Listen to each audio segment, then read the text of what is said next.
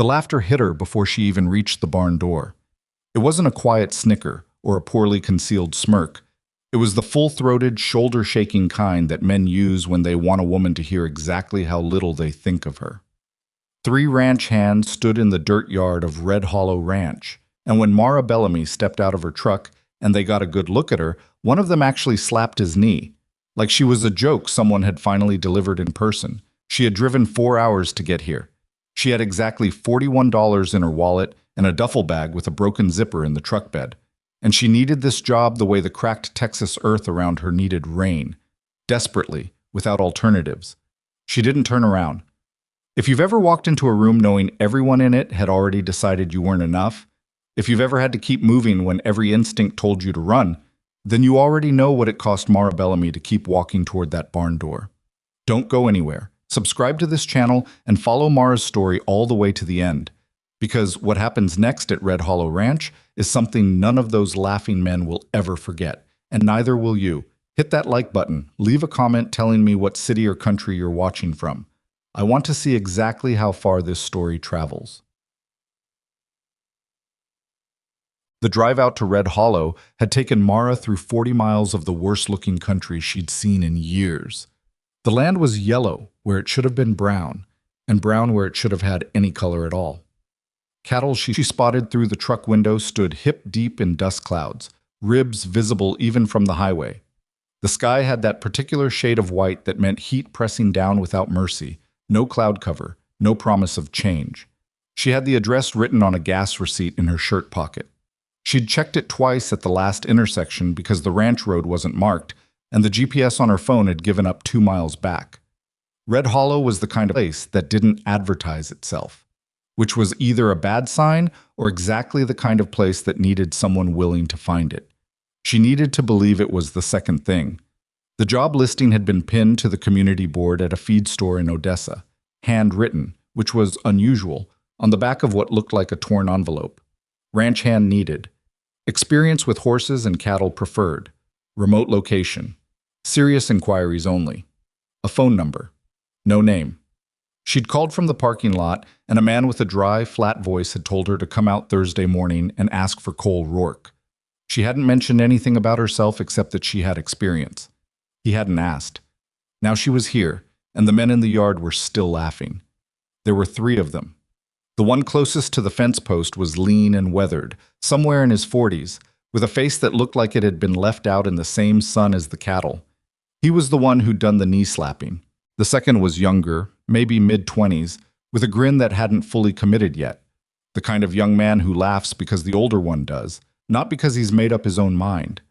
The third had his thumbs hooked in his belt loops and wasn't laughing exactly, just watching, which Mara had learned years ago was sometimes worse. She kept her pace even, not slow enough to seem like she was bracing herself, not fast enough to seem like she was pushing through anything, just walking. The way she'd learned to walk into spaces where she wasn't expected. The lean one called out first. "You lost, sweetheart?" She didn't answer. She'd stopped answering that particular question somewhere around age 19, and she wasn't about to restart the habit now. "Feed store's back in town," he tried again, louder, since the first attempt hadn't landed. The younger one laughed at that one, more genuinely this time. "This here's a working ranch." Mara reached the barn door and put her hand on the frame. The wood was rough and dry under her palm, old timber that had probably been here longer than any of the men standing in the yard. She turned then, not because she owed them a response, but because she needed to ask a practical question. "Cole Rourke around?" The lean one's grin shifted slightly. The question hadn't been part of whatever script he'd been running in his head. "What do you want with Rourke?" "I'm here about the job." That landed differently. The younger one's grin dropped first, replaced by something genuinely confused. The third man, the one who'd been watching, straightened up slightly from where he'd been leaning. The lean one recovered fast. The ranch hand position. "That's right." He looked her over then, and not the way a man looks at a woman he finds attractive. This was an inventory. The way you'd look at a piece of equipment you'd been handed and were trying to figure out where the problem was going to be. He took his time. Made sure she knew he was taking his time. "No offense," he said, in the tone of a man who intended every possible offense, "but that job isn't really—" Is he here or not? A door opened on the far side of the yard. The man who came out of it moved like someone who had spent so long outdoors that stillness didn't quite fit him anymore. He was tall, wide in the shoulders, with dark hair going gray at the temples, and a jaw that hadn't seen a razor in at least 3 days. He was reading something off a clipboard, and he didn't look up immediately. Denton, his voice carried without effort. Those fence posts get set on the south line? The lean man, Denton apparently, turned. Not yet, boss. It's 10 in the morning. Rourke looked up then, and his eyes went straight to Mara, not with the same inventory look Denton had given her. Something more careful than that. More neutral. You the one who called about the position? Mara Bellamy. She moved away from the barn door and crossed the yard toward him. The sun was already mean at this hour, the kind that found the back of your neck and stayed there. I drove out from Odessa. He looked at her the same careful way he'd looked at the clipboard. Not dismissive, not particularly welcoming either, just reading. You have horse experience? Yes. What kind? Quarter horses, mustangs, some draft work. Started young, worked 3 different ranches between here and the New Mexico line over the past 8 years. Behind her, she heard Denton make a sound. Not quite a laugh, more like a thought escaping through his nose. Rourke didn't acknowledge it. Why'd you leave the last one? Outfit sold. New owners brought their own crew. He nodded slowly. Any issues I should know about? Health, physical limitations. No. She kept her voice level. She'd answered this question before in various forms from various men who thought they were being professional about it. I work a full day. I've been doing it since I was 16. Rourke looked at her for a long moment. Then he looked at the clipboard again, then at the yard around them, then at the pale and punishing sky. Something crossed his face that she couldn't quite read. Not doubt exactly. More like a man doing math in his head that wasn't coming out clean. Pays fair for the region, he said. Work is hard. Season's been brutal, and we're short-handed. He paused. The men here are used to doing things a certain way. I noticed. He caught the edge in that. His eyes came back to her face. Something shifted there. The faintest possible thing, like a door that opened a 1/4 inch and then didn't commit either way. Wait, can you start today? Mara kept her expression where it was. She hadn't expected that. She'd expected more pushback, more questions, more of what Denton had started before Rourke walked out. Yes, she said.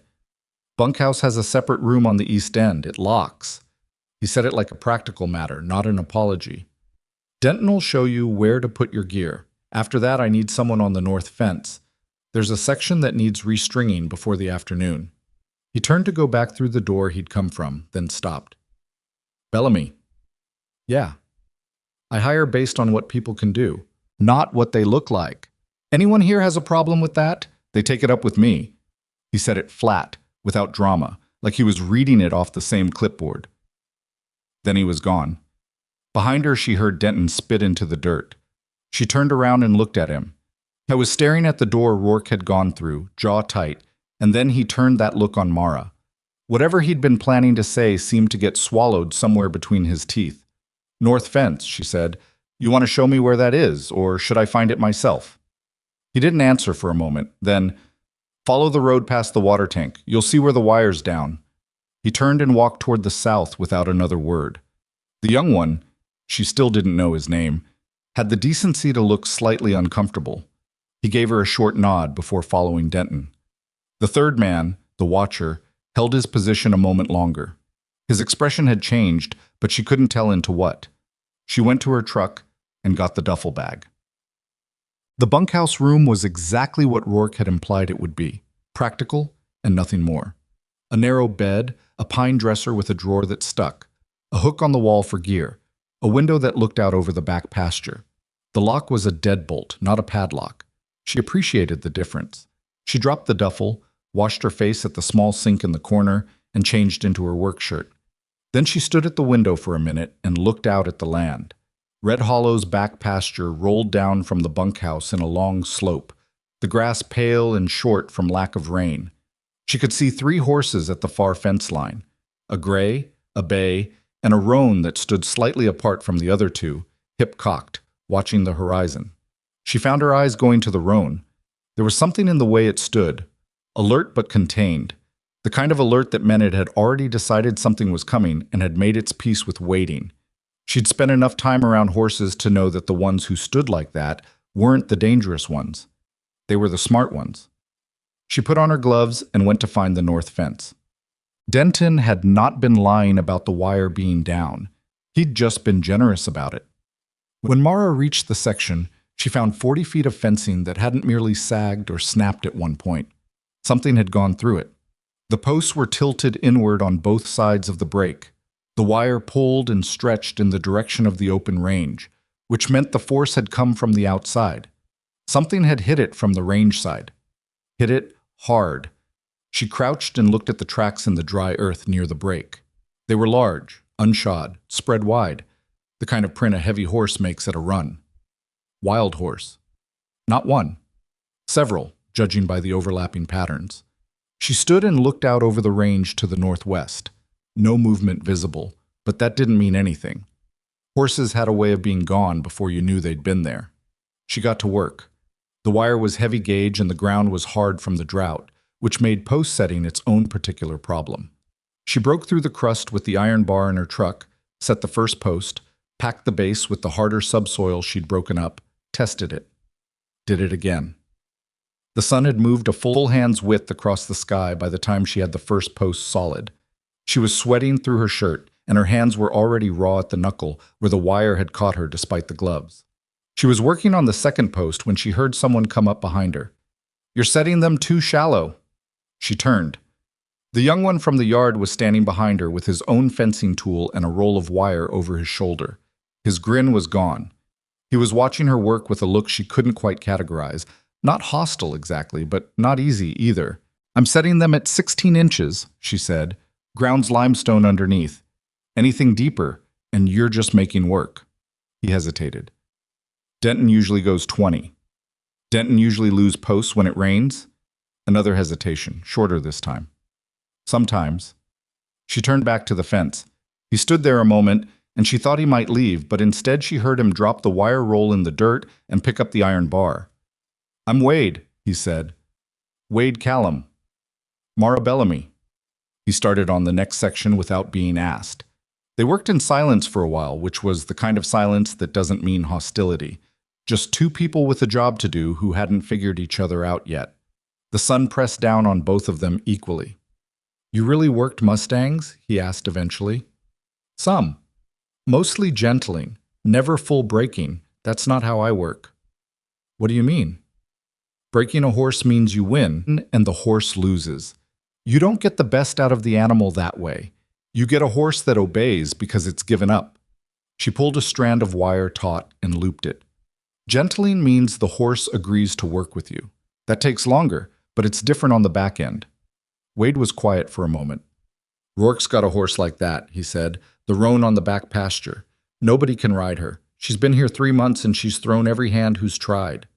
Mara thought about the way the roan had stood at the fence, hip cocked, watching the horizon like she'd already made a decision about what was out there. "What do they call her?" "Officially, she's down in the book as number 14, Wade said. "Denton calls her the witch." A short pause. "The rest of us mostly just call her Trouble." Mara said nothing. She filed it away. By the time they'd finished the north fence line, the afternoon had burned down to a hard orange light, and her arms ached from shoulder to wrist.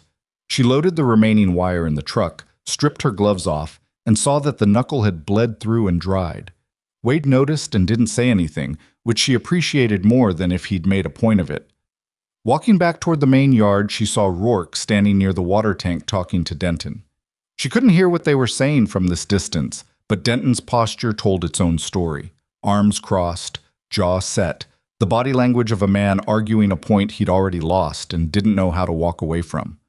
Rourke wasn't moving, wasn't raising his hands, wasn't raising his voice, just standing there the way he'd stood in the yard that morning, like a man who had decided something and wasn't interested in redeciding it. Denton turned and walked away before she reached them. He went past her without looking at her, which was its own kind of communication. Rourke watched him go and then looked at Mara. His eyes went briefly to her hand. "Fence hold?"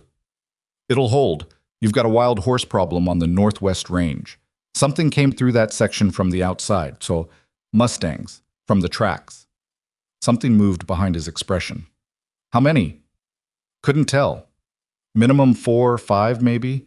Enough to do that kind of damage at a run. She paused. They're competing for water. Your stock tanks on the northwest side, they're the only water left out there, aren't they? It wasn't quite a question. He looked at her steadily for a moment. Yeah, he said. They are. Then they'll be back. He looked out toward the northwest range, and she could see him doing that math again. The same math she'd seen him working in the yard that morning, the kind that doesn't give you a clean answer. They were back last week, he said quietly. And the week before. Mara looked out at the same stretch of yellowed range. The light was failing now, the sky going from orange to a deep bruised purple at the edges. Somewhere out past the fence line, in all that emptiness, something was thirsty enough to run through solid fencing. That was a problem that wasn't going to wait for better weather. I'll want to take a look at the northwest pasture tomorrow, she said, before the hands are out. Early. He was quiet for a moment. I'll have someone meet you. I'd rather go alone first. Another of those long, careful looks. Then, 5:30. Fine. She went back to the bunkhouse. She ate the food she'd brought in a paper bag from a gas station in Odessa, a sandwich that had seen better hours, and an apple that was one day past where it should have been. She sat on the edge of the narrow bed and looked at her hands in the lamplight and thought about what she'd gotten herself into. The answer was, she didn't fully know yet. But she'd known enough walking in here this morning to know that this ranch was in trouble deeper than one season of drought. The land had the look of a place being slowly outrun by its own problems. The fence that had been hit 4 or 5 times and just kept getting restrung told her something. The way Denton had looked at Rourke, not with respect for a boss, but with the particular resentment of a man who thought he should be the boss, told her something else. And the roan in the back pasture, standing alone at the fence and watching the horizon, knowing something was coming, that told her the rest. She turned off the lamp and lay back on the narrow bed and listened to the ranch settle around her. The creak of wood, the distant low of cattle, the wind, which in this country never really stopped. She thought about what Rourke had said in the yard. I hire based on what people can do. It was a decent thing to say. Whether he could hold to it when things got hard, when Denton pushed back hard enough, when the men's judgment started to feel heavier than one foreman's decision, that she didn't know yet. But she was still here. That was, for tonight, enough. She was up at 4:50. Not because she'd slept well, she hadn't, not really. The bunkhouse mattress had a spring that found her lower back somewhere around midnight and stayed there, and the wind off the range had a voice to it that kept pulling her up out of whatever shallow sleep she managed. But she'd learned years ago that lying in the dark waiting for sleep to return was mostly just lying in the dark. So at 4:50 she got up, pulled on her jeans and work shirt in the lampless room by feel, laced her boots sitting on the edge of the bed, and went out into the blue-black morning. The ranch was quiet at this hour, in the way that working places are quiet before they start. Not peaceful exactly, more like held breath. The cattle in the near pasture were still dark shapes against a dark sky. The horses she could hear before she could see them, the occasional shift of weight and hoof on dry ground near the barn. She walked past the water tank, past the tool shed with its door hanging slightly open, the way it always seemed to, past the spot in the yard where Denton had spit in the dirt the day before. She didn't take a horse for the Northwest survey. She went on foot, which some people would call unnecessary. The Northwest pasture was a long walk in ranch terms, better part of 2 miles. But she'd learned that you see different things on foot. You move at the same speed as the land instead of over it, and the land tells you more that way. The sky was going from black to deep blue by the time she reached the northwest fence line. She walked it slowly, and what she found confirmed what she'd suspected from the fence damage the day before. The Mustang band hadn't just passed through once. They'd been ranging this border for weeks, maybe longer. She could read it in the ground. The repeated layering of tracks at the same crossing points, the way the wire on 3 separate sections had been stressed and restressed without fully breaking, the places where posts had been nudged and pushed back into approximate position by someone who was managing the problem without solving it. And there was the water situation. The northwest stock tank was an old concrete basin maybe 12 feet across, fed by a pipe that ran from the main line at the pump house near the barn. At full capacity, it held enough water for the herd section that grazed out here. Right now it was running at maybe a third. The concrete was stained high on the inner walls where the water line had been months ago, and the pipe coming in was trickling rather than running.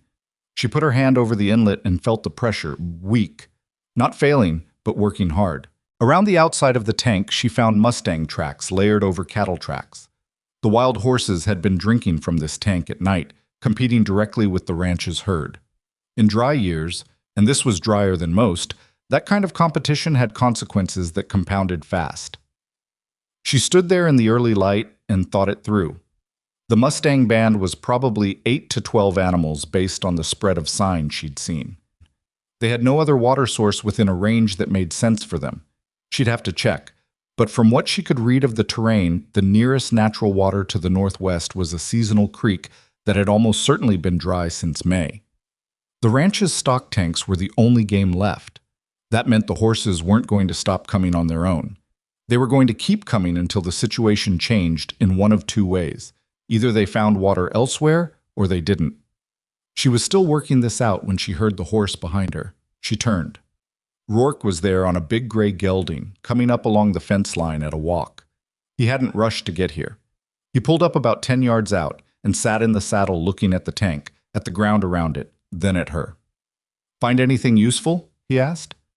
"Depends on what you mean by useful." She turned back to the tank. "Your Mustang problem is bigger than one fence break. They've been running this line for weeks. I count at least 3 separate crossing points where they've been testing the wire." She paused. "You knew most of this already." It wasn't an accusation. He heard it the same way she meant it. "I knew some of it," he said. He swung down from the gray and dropped the reins. The horse was ground-trained. It stood without being tied. He came over and looked at the tank the way she'd been looking at it, and she noticed that he looked at the water line stain first, same as she had. The band's been ranging closer every week. First few times, Denton rode them off. Took 3 men, half a day each time. They came back inside 48 hours. "Running them off doesn't work when they've got nowhere else to go." "No," he said, "it doesn't." He crouched down and put his hand in the tank, rubbed the wet between his fingers, looked at what came up. She watched him do it and thought that he was a man who had been reading bad news and small signs for long enough that he'd learned to look without flinching. "The main line and pressure is dropping," she said. "The inlet here is maybe a third of what it should be. Pump's working harder than it's built for. We've got 4 tanks total. In a normal year, the aquifer feeds them fine." He stood. "This isn't a normal year?" "No," she agreed. "It isn't." He looked at her sidelong. "What would you do with the horses?" She'd been thinking about it since she'd first seen the track evidence, and she still didn't have a clean answer, which was honest, so that's what she said. "I don't know yet. Running them off doesn't fix it. Trying to trap them is a week of work, and you'd need equipment you probably don't have. Calling in a removal crew means paperwork and waiting, and you don't have the time." She paused. "There might be a way to redirect them, push them to range where they won't conflict with your herd, but I'd have to see where they're bedding down first, understand their pattern better." He was quiet for a moment. "You'd track them." "I'd try." The gray horse behind him shifted and blew through its nose, bored. Rourke looked at the animal and then back at the range. "Give me a few days to watch their movement," she said, "before we try anything aggressive." He considered that the way he seemed to consider everything. Not fast, not slow, but like a man who had learned that the decision you make in the first 10 seconds is usually the one you regret. "All right," he said. "A few days." They walked back toward the ranch together, Rourke leading the gray. They didn't talk much on the way back, but it wasn't the silence of 2 people who have nothing to say. It was closer to the silence of 2 people who've just agreed on something and are letting it settle. The morning that followed was where Mara learned the shape of things at Red Hollow. Rourke ran his operation on a schedule that the drought had made brutal. The hands were out before sunup, and the work didn't ease until the light failed. With the pastures stressed and the water situation stretched, every task that would have been a half-day job in a normal year took longer, ran into complications, went sideways in small ways that added up to big ones by the end of the week. And there were only 5 of them besides Rourke himself.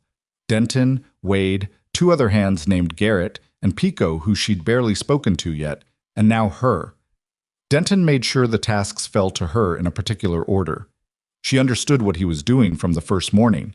The jobs she got were the ones designed to grind a person down. Not impossible, not technically outside what a hand would be asked to do, but chosen with care.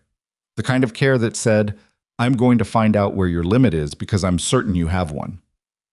That first full day, she restrung wire for 6 hours in the direct sun, then moved on to mucking the barn stalls. All of them, not just the ones that needed it, because Denton told Wade the schedule had changed and said it with a straight face that dared anyone to argue. Then, in the late afternoon when most of the men were finishing up, Denton told her there was a section of water pipe near the southwest corner that needed to be checked for blockage. The southwest corner was the farthest point from the barn.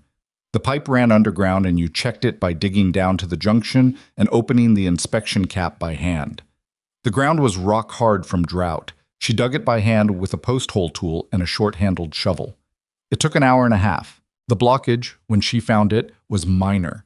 A partial sediment buildup at the junction, nothing that would have caused serious trouble for another few weeks. She cleared it anyway, capped it back, filled the hole. She was walking back to the barn in the dark when she passed Denton coming the other way with a coffee cup. He looked at the dirt on her hands and the sweat on her shirt, and something behind his eyes registered. Not guilt, she wasn't going to give him that, but something that wasn't quite the dismissal it was supposed to be. Pipe okay? He asked. It's fine. She kept walking. Bellamy. She stopped but didn't turn. Rourke's made a decision, he said, but decisions like that have a way of looking different after a couple weeks. She turned then. He was standing in the low light with his coffee cup and his jaw and his particular kind of resentment that had been there since the moment he'd seen her step out of her truck. She looked at him long enough to let him know she'd heard him and long enough to let him know it hadn't landed the way he wanted. Okay, she said, and went to the bunkhouse. Oh, the second day was harder. Not because of what Denton assigned her, she'd expected that to continue, and it did, but because of what she found when she got to the East Horse paddock before breakfast. The roan. Number 14, the horse that nobody could ride, was standing in the far corner of the paddock with her head down at a wrong angle. Not grazing. There wasn't enough dry grass left in the paddock for that, but held low in the posture of an animal in discomfort. Mara stopped at the fence and watched. The roan's left foreleg had a swelling just below the knee. Not new. At least 2 days old from the look of it, maybe more. The leg wasn't hot in the way a fresh injury would be, but the swelling had that settled look of something that had been ignored long enough to solidify. The horse was compensating already, shifting weight, which meant it had been managing this for a while. She looked around the paddock and then back at the barn. Nobody was in the yard yet at this hour. She climbed the fence and dropped into the paddock. The roan heard her land and threw her head up instantly, swinging to face her with ears pinned flat. Up close, the horse was bigger than she'd seemed from a distance, 15'2" at least, heavily muscled through the chest and hindquarters, with the kind of eye that had seen enough human behavior to have opinions about it. The ears stayed flat. The nostrils read the air. Mara stood completely still. She didn't speak. She didn't move toward the horse. She just stood there and breathed, letting the animal sort through whatever it was sorting through. This was the part of working with horses that most people didn't have patience for. The part where you were required to do absolutely nothing and let the horse do the deciding. The roan didn't relax exactly, but after about 2 minutes, the ears moved, still wary, but no longer pinned. That was enough. Mara began moving, slowly and slightly sideways, not toward the horse, just across the paddock at an angle that didn't point directly at her. She stopped, waited, moved again, stopped. Each time she came slightly closer to the same quadrant of the paddock without ever pointing her body directly at the roan. It took the better part of 15 minutes, and the whole time she kept her breathing slow and her body quiet. She was maybe 6 feet away when the roan reached her head toward her and stopped. Mara stood there. Let the horse's nose find her hand, didn't close the hand, didn't grab or stroke, just let herself be smelled. The roan took her time with this. Then the ears moved all the way forward, not totally comfortable, but willing. Mara moved to the horse's left side and crouched, slowly, to look at the leg. Up close, the swelling confirmed what she'd seen from the fence. Soft tissue, not bone, probably a knock or twist in the rough ground. No heat, which was good, but it needed attention. It needed liniment and cold therapy, and probably a few days of rest, and it definitely needed to be reported to Rourke. She stood and walked out of the paddock the way she'd come in. Rourke was in the barn when she found him, looking over a tack wall with the expression of a man cataloging what needed replacing. She told him about the roan. He listened without interrupting. "How long has she been like that?" 2 days minimum. The swelling's set." She paused. "Who's been managing her paddock?" A silence. "Garrett's been assigned the east paddock." She didn't say anything to that. Rourke was clearly already doing the math. "I'll take a look at her," he said. "I'd like to handle the leg treatment, if you're willing." He looked at her. "She didn't throw you?" "No." He looked at her a beat longer. "All right." She went and got the liniment from this tack room and went back to the paddock and spent 40 minutes working on the roan's leg. Slow, patient work. The horse tense at first and then gradually less so. By the end, the roan was standing with her nose resting near Mara's shoulder in the way horses sometimes do when they've decided to allow something. Not trust. That was too strong a word for 40 minutes of acquaintance. But tolerance. And tolerance was a place to start. She didn't know that Rourke had come to the fence and watched for most of it. She found out later from Wade, who mentioned it with an expression that was hard to read. Somewhere between impressed and unsettled, the face of someone who is revising a mental picture they thought was already done. What? By the end of the first week, Mara had a general map in her head of Red Hollow's problems. The Mustang band on the Northwest Range was the most urgent and the most complex. A crisis that was building slowly enough that it looked manageable until the day it wasn't. The water situation was close behind it, the main line pressure dropping in small increments that added up. The fence infrastructure needed serious work on at least 4 sections beyond what she'd already fixed, and the drought had accelerated the decay of the dry wood in ways that wouldn't be obvious until a section came down all at once. The cattle on the Northwest Range were already showing stress from the water competition. She'd seen it in their behavior, the low restlessness of animals that were drinking less than they needed. And then there was the human problem. Denton was not going to stop. She'd understood that from the beginning, but the first week had clarified the shape of his campaign in a way that made it more complicated than she'd initially read it. He wasn't just hazing her. That was the simple version, and simple versions were usually incomplete. Denton had been at Red Hollow for 8 years. She knew this from Wade, who had a habit of filling silences with history when they worked together, which was becoming a regular thing because Wade had figured out that Mara knew what she was doing, and working next to someone who knew what they were doing made the day go better. 8 years meant Denton had been here through 2 previous foremen before Rourke took over. He knew this land with the kind of intimacy that only time bought you. And Rourke had walked in 3 years ago and changed how things ran, which Denton had accepted on the surface and resented underneath, in the way that men who know they were passed over for something they wanted resent the person who got it instead. Mara was not the cause of Denton's resentment. She was the most recent available target for it. That distinction mattered because it meant that nothing she did or didn't do was going to resolve the problem. She couldn't outwork the resentment away. She couldn't be good enough to make him come around because his issue with her wasn't really about her competence. It was about what her presence meant. Rourke had made a decision that Denton disagreed with, and Denton couldn't fight Rourke directly, so he fought the decision's consequences instead. She'd seen this before, at other ranches, with other men. She knew how it usually played out. Either the person in her position broke and left, which was what Denton was counting on, or they stayed long enough that the conflict shifted into something else. She had no intention of breaking, and she'd learned that you couldn't rush the shifting. You just had to stay upright long enough. The complication was Garrett. She'd been aware of Garrett from the first day as the quietest of the hands, the one who watched. In the first week, she'd learned that his quiet wasn't neutral. He followed Denton's lead with the silent consistency of a man who had decided which way the wind was blowing and had positioned himself accordingly. It was Garrett who'd been assigned the east paddock and hadn't reported the roan's injury. It was Garrett who left the gate on the south fence latched wrong. Not broken, just improperly latched, which was harder to prove as anything other than an accident. On Thursday afternoon, she found the water she'd left in her truck had been emptied. Not spilled, the bottle was upright in the cup holder, dry inside. Someone had opened it and poured it out. She drove back to the ranch in the afternoon heat with a dry mouth and said nothing to anyone about it. That night she sat on the bunkhouse steps and thought about whether to bring it to Rourke. The argument for not was this. She couldn't prove anything, and bringing unverifiable grievances to your employer in your first week was a way of looking like someone who couldn't handle things themselves. The argument for was that some of what was happening was a safety issue, not just workplace friction. The roan's untreated leg, the gate, the water. Those weren't pranks. Those were things that could get worse. She was still sitting with this when Rourke walked across the yard from the main house and stopped at the edge of the lamplight from the bunkhouse door. He had 2 cups of coffee. He held one out. She took it without making a thing of it. He sat down on the steps below her, which was an unusual thing to do. Not inappropriate, just unexpected, and drank his coffee and looked at the dark pasture. "How's the roan's leg?" he asked.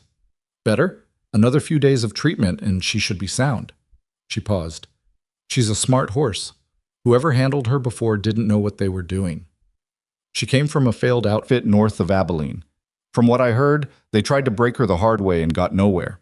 He turned the cup in his hands. "You got into the paddock with her on the first day." "I stood in the paddock. That's different. Not many people make that distinction." They sat quietly for a moment. The cattle were moving somewhere in the near pasture, the low rumble of a herd shifting. "You having trouble with any of the men?" he asked. He asked it straight, not with the preamble of a man who already knew the answer. She thought about the water bottle, about the gate, about Denton standing in the low light with his coffee cup telling her that decisions have a way of looking different after a couple of weeks. "Nothing I can't manage," she said, which was true, and also wasn't the whole truth, and she thought he probably understood both of those things. He didn't push, but he said, "I told you when you came in, anyone has a problem with my decision, they take it up with me. That offer doesn't expire." "I heard you." He finished his coffee and stood. "Garrett's off East Paddock. He's on feed rotation starting tomorrow. Wade'll take the paddock." He said it the way he said most things, flat and complete, no invitation to comment on it. "Get some sleep. Early start tomorrow. I need someone to go with me to check the northwest water situation." He walked back across the yard. She held the empty cup and watched the dark pasture for a while. She didn't feel exactly grateful. She didn't feel exactly relieved. She felt something more practical than either of those. The particular steadiness of a person who has been uncertain whether the ground under them will hold, and has just gotten a better read on it. It might hold. That wasn't nothing. What? The Northwest Survey was where things started to change. They went out the following morning, Rourke on the gray and Mara on a bay quarter horse named Flat Rock, who she'd been riding for fence work all week. The morning was cool in the way Texas mornings sometimes manage, even in drought. A brief window before the heat took over, when the air still had some give to it. She showed Rourke the crossing points she'd identified, the layered track patterns, the places where the wire had been stressed repeatedly. He listened and looked and asked specific questions. Not the questions of a man being briefed, but the questions of someone who is putting new information next to information they already have and seeing where it changes the picture. Then she showed him something she'd found 2 days earlier that she'd been waiting to show him in person. Half a mile northwest of the main fence line, in a dry creek bed that the drought had reduced to cracked mud, she'd found the Mustang band's regular resting point. The signs were clear. The compacted earth where animals had stood or lain repeatedly, the scatter of droppings at consistent intervals, the rubbing marks on the few scrub trees at the edge of the creek bed. From here, the band had a direct line of travel to the ranch's northwest water tank. The route was the same every time. She could read it in the repeated track corridor that cut through a gap in the scrub. Rourke stood in the dry creek bed and looked at the route, looked back at the ranch fence, looked at the space between. "If we blocked the gap," he said slowly, "they'd find another way through. They're already crossing the fence in 3 places. Blocking the easiest route just adds time before they find the next easiest one." She crouched at the edge of the creek and looked at a set of tracks that had dried into the mud like a cast. "But if you could redirect the route itself, give them a corridor that takes them away from the ranch tanks rather than towards them." He looked at her. "Where?" She straightened and pointed east, past the scrub line. "There's a section of range about 3 miles out that I want to check.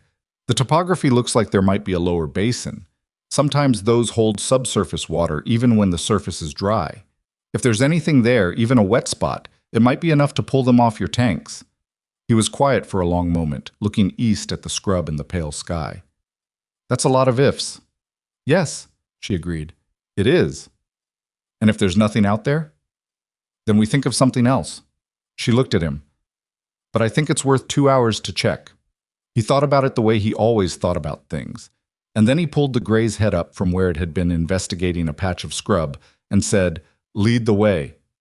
They rode east, and the morning burned off around them. The basin was there. It was smaller than she'd hoped.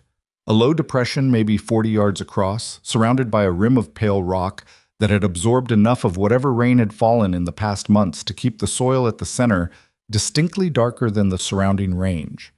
She swung down from flat rock and walked to the center of the basin and crouched and pressed her hand into the earth. Damp. Not wet. Not a spring, not a seep, but the kind of damp that said there was moisture moving through somewhere beneath the surface. Enough to draw animals. Maybe enough to hold them, or at least to compete with the ranch's water tanks. She looked at the ground around her. The basin had no track sign from the Mustang band, which meant they either hadn't found it yet or had been here long enough ago that the sign had weathered. The rim of rock and the low angle of the surrounding terrain meant it wasn't visible from the direction the horses were traveling. They'd been going straight to the known water source without varying their route. "It's something," she said when Rourke came up beside her. "It's something." He pressed his own hand into the center earth and held it there. When he pulled it up, the damp had transferred to his palm. He looked at it. Not enough to hold 12 horses on its own. No, but if we could give them a reason to range east instead of northwest, a push from one direction and a pull from another, they might shift their route on their own.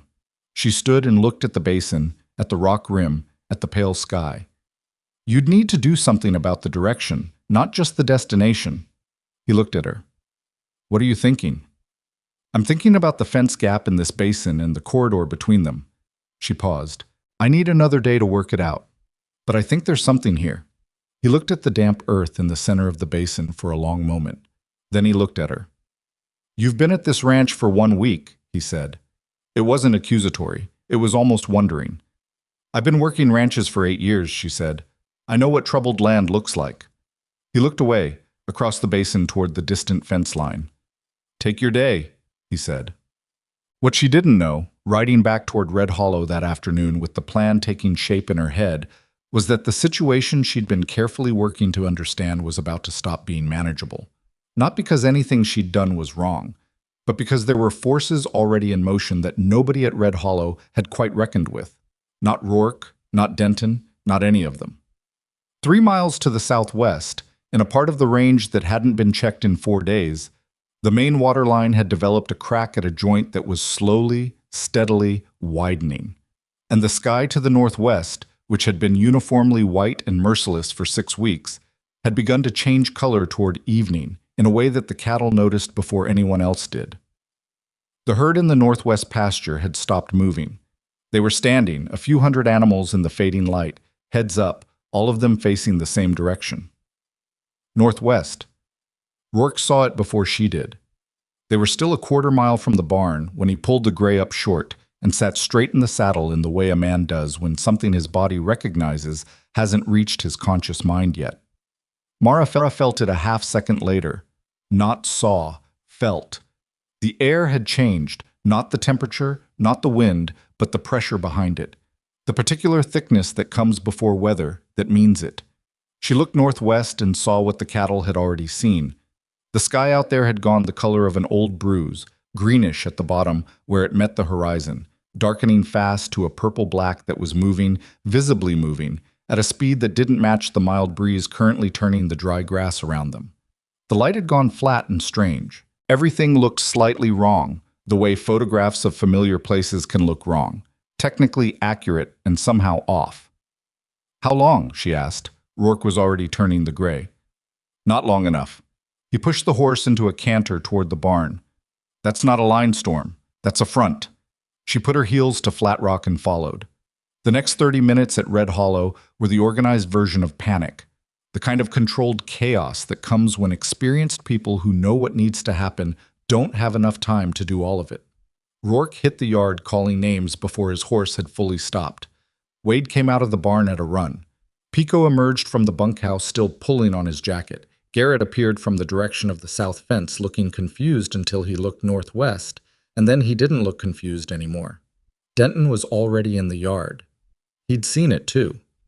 For a few minutes, the friction between Denton and Mara ceased to exist in any practical way. The way personal conflicts have a way of going quiet when something large enough comes through the door. There was too much to do and too little time, and everyone at Red Hollow knew it. The horses had to come in, all the paddock animals, the working stock, everything that could be moved to the barn or the covered run. Mara went straight to the east paddock without being asked. The roan was already circling, her leg clearly forgotten in the animal urgency of reading the storm through her skin, her ears swiveling northwest, her eyes showing white at the edges. Getting a halter on an agitated horse was its own problem, and the roan had opinions about halters on a calm day. Mara moved slowly despite the time pressure, took the 2 minutes the horse needed to agree to the lead rope, and got her moving toward the barn. Wade had the other paddock horses. Pico was pulling the fence horses from the south pasture on foot, running the fence line, which was a hard job even without wind.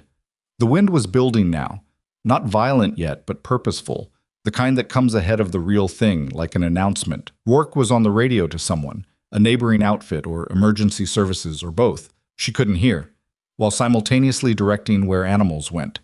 He had the kind of operational mind that could hold 15 things without dropping any of them, and she watched him work for the few seconds she had to watch and thought, he's done this before. Not just any emergency, this specific kind. He had the particular controlled urgency of someone running a script they've had to run before and didn't enjoy having to run again. Garrett was doing what Garrett did, which was follow whatever was loudest and most visible and call that contributing. She'd have addressed that at another time. Not today. The cattle were the bigger problem. Red Hollow ran most of its herd in the northwest pasture and the long central range. Those animals couldn't be brought in. There were too many and no facility to hold them, and in a normal storm you didn't move cattle, you let the terrain work for you and managed the aftermath. But the northwest pasture had a canyon on its far end, a steep-sided drop that the herd generally stayed well away from. In a stampede, with frightened cattle running in the dark and rain, the geography changed. The canyon stopped being a feature and started being a hazard. Mara had studied that terrain over the past week, on foot, on horseback, from the ridge above the northwest fence line. She knew where the approaches to the canyon were. She knew what the herd's drift patterns looked like in the northwest pasture, which direction they naturally moved when spooked, which fence lines would funnel them in which directions. She had the water bottle situation with Denton she was still carrying around. She had the plan for the Mustang Basin that was still half-formed in her head. She set both of those down and thought only about the cattle and the canyon and the storm that was coming. By the time the horses were in the barn and the smaller gates were secured, the light had gone the color of dirty dishwater and the wind was no longer announcing. It was arriving. Rourke found her at the barn door. "Northwest herd's going to drift," she said before he could speak. "I know it. They'll go east-southeast when it hits. That takes them toward the canyon approach on the far end. I know that too." He was looking northwest. The sky out there had passed through purple and was now approaching black, and the first faint rumble reached them. Not close yet, but not distant either. "I need 3 riders out there before it breaks. Keep the drift going south instead of east. South takes them to the fence line. They'll hold on the fence." "Who do you have?" "Me, Denton, and—" He stopped. His jaw worked slightly. "Wade." Wade was a decent hand. Not his strongest on horseback in difficult conditions, but she'd seen him ride and he wasn't going to fall off. "What about Pico?" "Pico's got a bad shoulder from last week. He can barely lift a saddle." Rourke's eyes came to her. She saw him making the calculation that he'd been making since the yard, the one she'd known he was going to arrive at. "Bellamy." "Yes." "You know the northwest terrain." "Well enough." "Then I need you out there." He said it without preamble or qualification. Not can you or would you be willing, just the plain fact of the need. The plan is to ride the eastern approach of the northwest pasture and push the drift south before it builds momentum. Once the herd's moving toward the south fence, it'll carry itself. Main risk is the approach going wrong in the dark and the rain. Denton was behind him. She felt it before she turned and saw it. The particular quality of his silence when something was happening that he hadn't been consulted on. "I'll go," she said. Denton made a sound. Not words, just a sound. The the kind that carries a full sentence's worth of objection without providing anything you could actually answer. Sir. Rourke turned to him. You have something to say. Say it now. She's been here 10 days, Denton said. The flatness in his voice was something she hadn't heard before. Not the contemptuous ease he used when things were going his way, but something harder. She doesn't know that pasture like we do. She's surveyed it 3 times in the past week, more than you've been out there in a month. Rourke's voice didn't rise. You're on the western approach. Wade takes the center. Bellamy takes the east. Denton looked at Mara. It wasn't the same inventory look from the first day. This was something she'd have to think about later to name correctly. Anger, and underneath the anger something else that was more complicated. Then he went to get his horse. Wade caught her arm as she passed him going to the tack room. His face was tight. East approach gets close to the canyon on the far end, he said, low. In the dark, in rain, I know where the canyon is, she said. He held her arm a second longer than strictly necessary. Not romantically, more the way a person grabs another person's arm when they're trying to say something they don't have the right words for. Then he let go. She tacked Flat Rock in under 4 minutes, which was not elegant but was sound, and checked the girth twice before she went. The storm hit full when she was a half-mile into the northwest pasture. It didn't build up gradually the way storms sometimes do, moving through light rain and gusting wind before the real thing arrives. This one announced with the rumble and then detonated. The rain came sideways, driven by a wind that felt structural, the kind of wind that doesn't push so much as insist. Within 90 seconds, she was soaked through her jacket, her hat gone somewhere behind her, Flat Rock's ears flattened against his skull as the horse worked against the pressure. She could see maybe 20 feet in the rain. That was it. 20 feet of moving gray wall, and then nothing. She knew where she was by counting strides from the gate. She'd learned the northwest pasture the same way she'd learned all terrain she had to work in conditions, by understanding it when she could see it, so the map stayed in her head when she couldn't. She knew the eastern approach descended slightly toward the canyon over about a quarter mile, then flattened before the drop.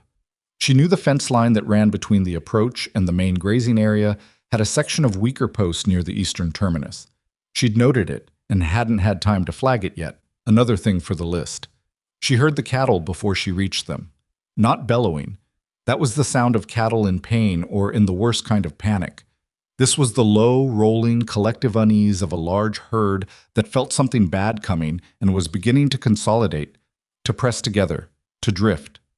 She could feel Flat Rock's body processing the sound and the smell of several hundred large, stressed animals even before she could see them. She turned east and pushed the horse toward the sound. What she found at the edge of her 20 feet of visibility was the leading edge of the herd moving in exactly the direction Rourke had predicted, east-southeast, drifting with the wind at their backs, taking the path of least resistance toward the low ground that led to the canyon approach. They were moving at the speed of a worried walk, which could become a trot and then a run faster than most people who hadn't seen it could believe. She needed them going south. Alone, a rider cannot turn a large herd. The math doesn't work. But a rider can work the edge of a drift and pressure the direction of the leading animals, because a herd that size moves the way water moves. It finds the easiest channel, and if you change what the easiest channel is for the animals at the front, the rest follows. She pushed Flat Rock into the gap between the leading edge and the canyon direction and started working. The horse was frightened. She could feel that clearly, the bunched anxiety in every stride, the way his head wanted to go up, and she kept asking him not to. He was a good horse, though, not brave in the romantic sense, but obedient in the more useful sense. He did what she asked even when he didn't like it, and she asked without punishing him for being afraid because his being afraid was completely reasonable. She worked the eastern edge of the drift for what felt like 20 minutes but was probably 10, pushing, yielding, pushing again. The lightning helped and hurt simultaneously. When it flashed, she could see 50 feet, could see the mass of animals and where the front was going, could adjust. In the darkness between flashes, she rode by sound and by the feel of the herd's pressure through Flat Rock's body. The drift was slowing. It wasn't turning yet, but it was slowing. Then the lightning hit the fence. She didn't see it directly. She was facing away from the southeast fence line. But she saw the flash of it reflected in the wet ground and heard the simultaneous crack that wasn't thunder, and she knew immediately from the sound what had happened. A strike on the fence line somewhere south of her position. The herd knew it too. The low rumbling unease jumped 3 registers in half a second, and the drift that had been slowing suddenly wasn't slowing anymore. It was accelerating. The leading edge of the herd pushed east again, harder, and Flat Rock had about 2 seconds of warning before the pressure of several hundred cattle moving in a focused direction arrived at his flanks. He shied hard right, and she went with him. Barely, 1 stirrup lost, her weight thrown forward and off-center, her hand grabbing mane rather than reins. She got her seat back. She got the stirrup. Her heart was in her throat, and she was talking to Flat Rock in the low, steady voice that wasn't really words, just sound, the vocal equivalent of, "Stay with me, stay with me." He stayed. But the herd was running now. Not full stampede, not yet. But the difference between what was happening and a full stampede was narrowing fast, and she was on the wrong side of the eastern drift to push them south with just herself. She needed someone on the south angle to create pressure from that direction while she held the east. She pulled out the handheld radio from her jacket pocket. It was wet and the button stuck, and she pressed it hard enough to hurt her thumb. "Rourke, east approach. I need pressure from the south. The herd's running east. Lightning hit the south fence and they've turned." Static. Rain noise. Then, "Copy. Where are you?" "East approach. About 300 yards north of the canyon turn." A pause. She counted it. 3 seconds, 4, which was 3 and 4 seconds of cattle moving toward a canyon in the dark. "Hold them east. Don't let them turn southeast. I'm coming around." "Hold them east." With 1 rider in the rain and a frightened quarter horse and a herd that had just spooked on a lightning strike. She understood the instruction. Holding the eastern edge was possible in a way that turning them wasn't. Not yet. Not without another rider on the south angle. But holding the eastern edge meant riding very close to the direction of the canyon approach and trusting her sense of where the terrain dropped. She did it anyway. She pushed Flat Rock back into the gap at the eastern edge and worked him along the front of the drift, back and forth, a moving wall of 1 horse and 1 rider against 400 animals running on fear. Every time the leading edge pushed east, she pushed back. Every time a gap opened, she closed it. The horse was lathered and blowing, and the rain had made the ground treacherous, and she could feel the whole thing balanced on an edge so thin it barely existed. The lightning flashed again, and in that half-second of white light, she saw 2 things. First, the canyon. The drop was visible about 40 yards ahead of the leading cattle. The place where the ground simply ended and the darkness below it was a different kind of dark. 40 yards. At the speed the herd was moving, that was not enough. Second, the fence. To her left, maybe 60 yards, there was a section of the old interior fence that divided the northwest pasture from an abandoned eastern section. She'd seen it on her surveys, sagging, old wire on rotting posts, not maintained because the eastern section hadn't been used in years. Most of it would come down if the herd hit it, which was not helpful.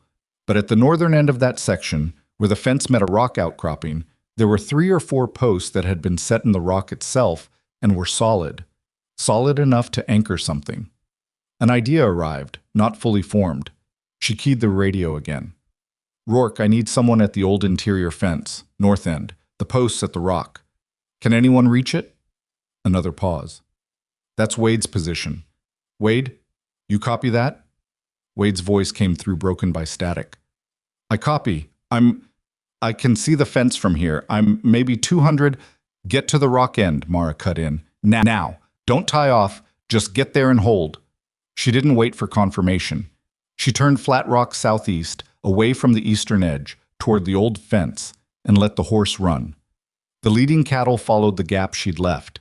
They moved east. She heard the thunder of them behind her and didn't look. Looking behind you on a running horse in the dark is how you end up on the ground. Flat Rock hit the old fence line in 30 seconds. She pulled up hard at the northern end and found the rock posts in the next lightning flash. 3 solid uprights with wire still strung between them, the wire saggy but attached. She reached the post at the rock's edge and unhooked the saddlebag. It wasn't a saddlebag, it was her jacket that she'd tied to the saddle earlier when the rain soaked through it, and looped it over the fence post.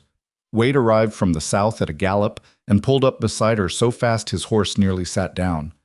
"What do we do?" "The wire." She pointed to the sagging run of old fence extending south from the rock posts. "Grab the end and ride south. As fast as you can go. Pull it taut. He looked at the fence, at her, at the black mass of moving cattle now visible 20 feet away and closing. That's not going to hold a stampede. It doesn't have to hold it. It has to turn it. She grabbed his arm. Go. Now. South. Hard as you can ride. He went. She grabbed her end of the wire at the rock post, grabbed it with her gloved hand and her whole body weight, and held it.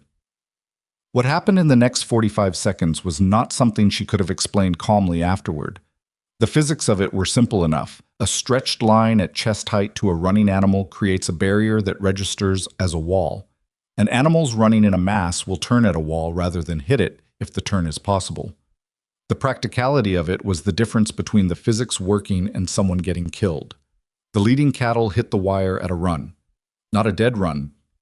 They'd slowed slightly in the darkness when the terrain changed under their feet, but fast enough. The wire snapped taut, held, and the front animals turned. Not gracefully, not all of them at once. 3 of them hit the wire before the turn propagated back through the leading edge, and the wire cut into her gloves and she felt it through the leather. But she held on, and the post at the rock held, and Wade held at the far end with his horse dug in and straining. The herd turned south. She released the wire when the pressure dropped and put her hand on Flatrock's neck, and the horse was shaking, which was the first moment she became aware that she was shaking too. Her right hand inside the glove was bleeding. The wire had cut through the leather at the palm. But she couldn't feel it properly yet. She'd feel it later. The cattle moved south in the rain, running but directed now, moving towards the south fence line where they would stop, where the fence would hold them, where the crisis would downgrade from disaster to manageable. Rourke appeared from the west on the gray. He came up beside her and looked south at the moving herd, then at the fence, then at her. "You turned them," he said. Wade held the south end. She was breathing hard and trying not to show it. "Without him holding the far end, it doesn't work." Rourke looked at her right hand. Even in the dark and rain, he could see the posture of it, the way she was holding it slightly away from her body. "How bad?" "It's fine. That's not what I asked." "It'll need cleaning," she said, "not stitches." He looked at her another moment. Then he turned and called into the radio for Denton to work the south fence and make sure the herd settled. Denton's acknowledgement came back short and flat, no extra words. Wade rode up from the south, his horse blowing steam in the rain, and pulled up on Mara's other side. He looked at her hand too. "You held that wire?" "We both held the wire. I had gloves on both hands." He paused, looking at the south-moving herd. "That worked." "Barely," she said. "Barely still counts." She didn't answer that. She was looking back east, past where the cattle had been heading, toward the canyon edge that was invisible in the dark and rain. 40 yards. That's how much room there had been. She thought about that for a moment, and then she set it down, because thinking about near things after the fact was a way of spending energy you needed for what came next. And what came next arrived almost immediately. Pico's voice on the radio, cracking with urgency. "Rourke, the main water line, Southwest Junction. It's gone. Pipe's blown out. We've got no pressure anywhere on the ranch." Rourke was already turning the gray before Pico finished the sentence. The pipe had blown at the joint she'd cleared the week before. She didn't say that. She would have cleared the same blockage regardless of what else was going on. And the joint that had failed was a different failure than a blockage. A crack that had been there before she touched it. That the drought and the pressure drop, and possibly the lightning-induced ground vibration had finally finished off. She understood that. But she looked at the blown joint in Rourke's lamplight and knew what Denton was going to say before he said it. He waited until Rourke had assessed the damage and stepped away before he said it. And he said it at normal volume, not quietly, because he wanted it heard. "The joint she worked on last Thursday." Wade said, "That's not the same joint." "Close enough," Denton said. He wasn't looking at Mara. He was looking at the pipe and talking to the general air around him. "Southwest Junction. She was out here Thursday. Now it's blown." "Denton," Rourke's voice was flat. "I'm just noting the timing. You're doing more than that." Rourke turned from the pipe and looked at Denton with a directness that left no ambiguity about what he meant. "The joint failure is a stress fracture that's been developing since March. I've had it on the maintenance list for 2 months. You know that, because I told you about it in the March walkthrough and you said we'd get to it." A pause.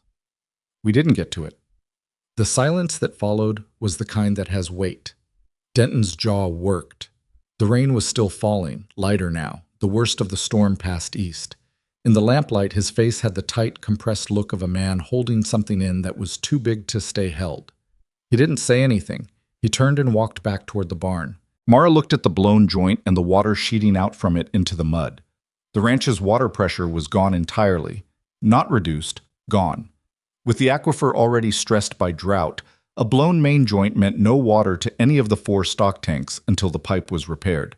She looked at Rourke. How long to repair the joint? With the right fitting and good light, a few hours. I've got a spare fitting that might work. Have to check. He rubbed his face with his hand. The exhaustion was visible in him in a way it hadn't been earlier in the evening.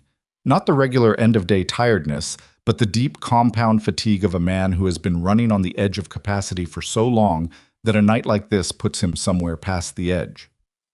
We've got maybe 6 hours before the herd needs water. 6 hours. The storm had hit around 8 in the evening. It was probably past 10 now. Then we have until 4, maybe 5 in the morning. About that? She looked at him. He looked back. The lamp between them swayed slightly in the fading wind. Tell me what kind of fitting, she said. They worked through the night. Rourke found the spare fitting in the equipment shed. It was close but not exact, which meant it had to be seated carefully, sealed with what they had, and pressurized slowly to test before they committed to it. Mara held the lamp while he worked the joint. Wade ran between the equipment shed and the pipe site carrying tools. Even Pico, bad shoulder and all, came out and held things when holding was what was needed. Garrett did his version of helping, which involved being present and occasionally handing the wrong wrench until Mara took over the tool management, at which point things went slightly faster. Denton came back 2 hours in. He didn't apologize for what he'd said. He didn't say anything. He just picked up a lamp and held it where the light was needed, and he held it for the remaining 2 hours without being asked and without complaint. She didn't know what to do with that, so she set it aside and worked. The fitting seated at 1 in the morning. Rourke pressure tested it in increments. Each one a held breath until the joint held. At 30% pressure it held. At 60 it held. At 90 it held, and the water reached the northwest tank 12 minutes later, and the 2 horses that Pico had turned out into the near pasture so they could drink walked to the trough and drank. And nobody said anything for a moment because there wasn't anything to say that wasn't already visible. Mara wrapped her right hand with a strip of bandage from the kit in the equipment shed, pulling it tight enough with her teeth in her left hand because she didn't ask anyone to help her with it. She washed it first, which was its own project, and the damage was exactly what she'd said it was. Not bad, but not comfortable either. She'd have a scar across the palm. She walked back to the bunkhouse at 2 in the morning. Her boots were ruined from the mud and the rain. Her work shirt would probably not come clean. She sat on the edge of the bunkhouse steps, the same steps where she'd sat and talked with Rourke earlier in the week, when things had seemed hard and hadn't been yet, and looked at the sky. The storm had taken its damage north and east. The sky above Red Hollow was clearing, and there were stars becoming visible in the gaps, the kind of thin, cold stars you get after weather has washed the air clean. The cattle in the south pasture had settled. She could hear them, the low, collective breathing of a large herd in the dark, not panicked, just tired and wet and alive. It had been close. She kept coming back to that, even though she knew the habit wasn't useful. 40 yards, the wire that had barely held, the joint that had failed at the worst possible hour. But the cattle were alive and the water was running and the pipe was patched and they'd made it through a night that hadn't wanted them to. She was so tired she wasn't sure her legs would carry her inside. They did, but just. She lay on the narrow bed with its difficult spring and her bandaged hand resting on her chest and thought about the ranch, about the Northwest Basin with its damp soil, about the Mustang band's crossing corridor, about the plan that was still half-formed and waiting for a day that had been overtaken by the night, about Denton holding the lamp for 2 hours without a word, about Wade who had ridden south with the wire without hesitating, about the roan, she thought. She needed to check the roan's leg in the morning. The horse would have been confined in the barn through the storm, and the stress of it wouldn't have helped the healing. It was something to do in the morning, something to move toward. She closed her eyes. Outside, in the clearing dark, the ranch was quiet in the specific way of places that have come through something and haven't yet reckoned with what it cost. In the northwest pasture, where the cattle had turned south instead of east. The canyon edge was invisible in the dark. The 40 yards of difference between what had happened and what almost had sitting there in the mud and the fading rain, silent and unmarked, waiting for daylight to show what the night had nearly taken. She slept 4 hours and woke before the alarm she hadn't set. The hand hurt. That was the first thing that registered. Not the sharp, immediate pain of a fresh injury, but the deep, settled ache of something that had had time to stiffen overnight.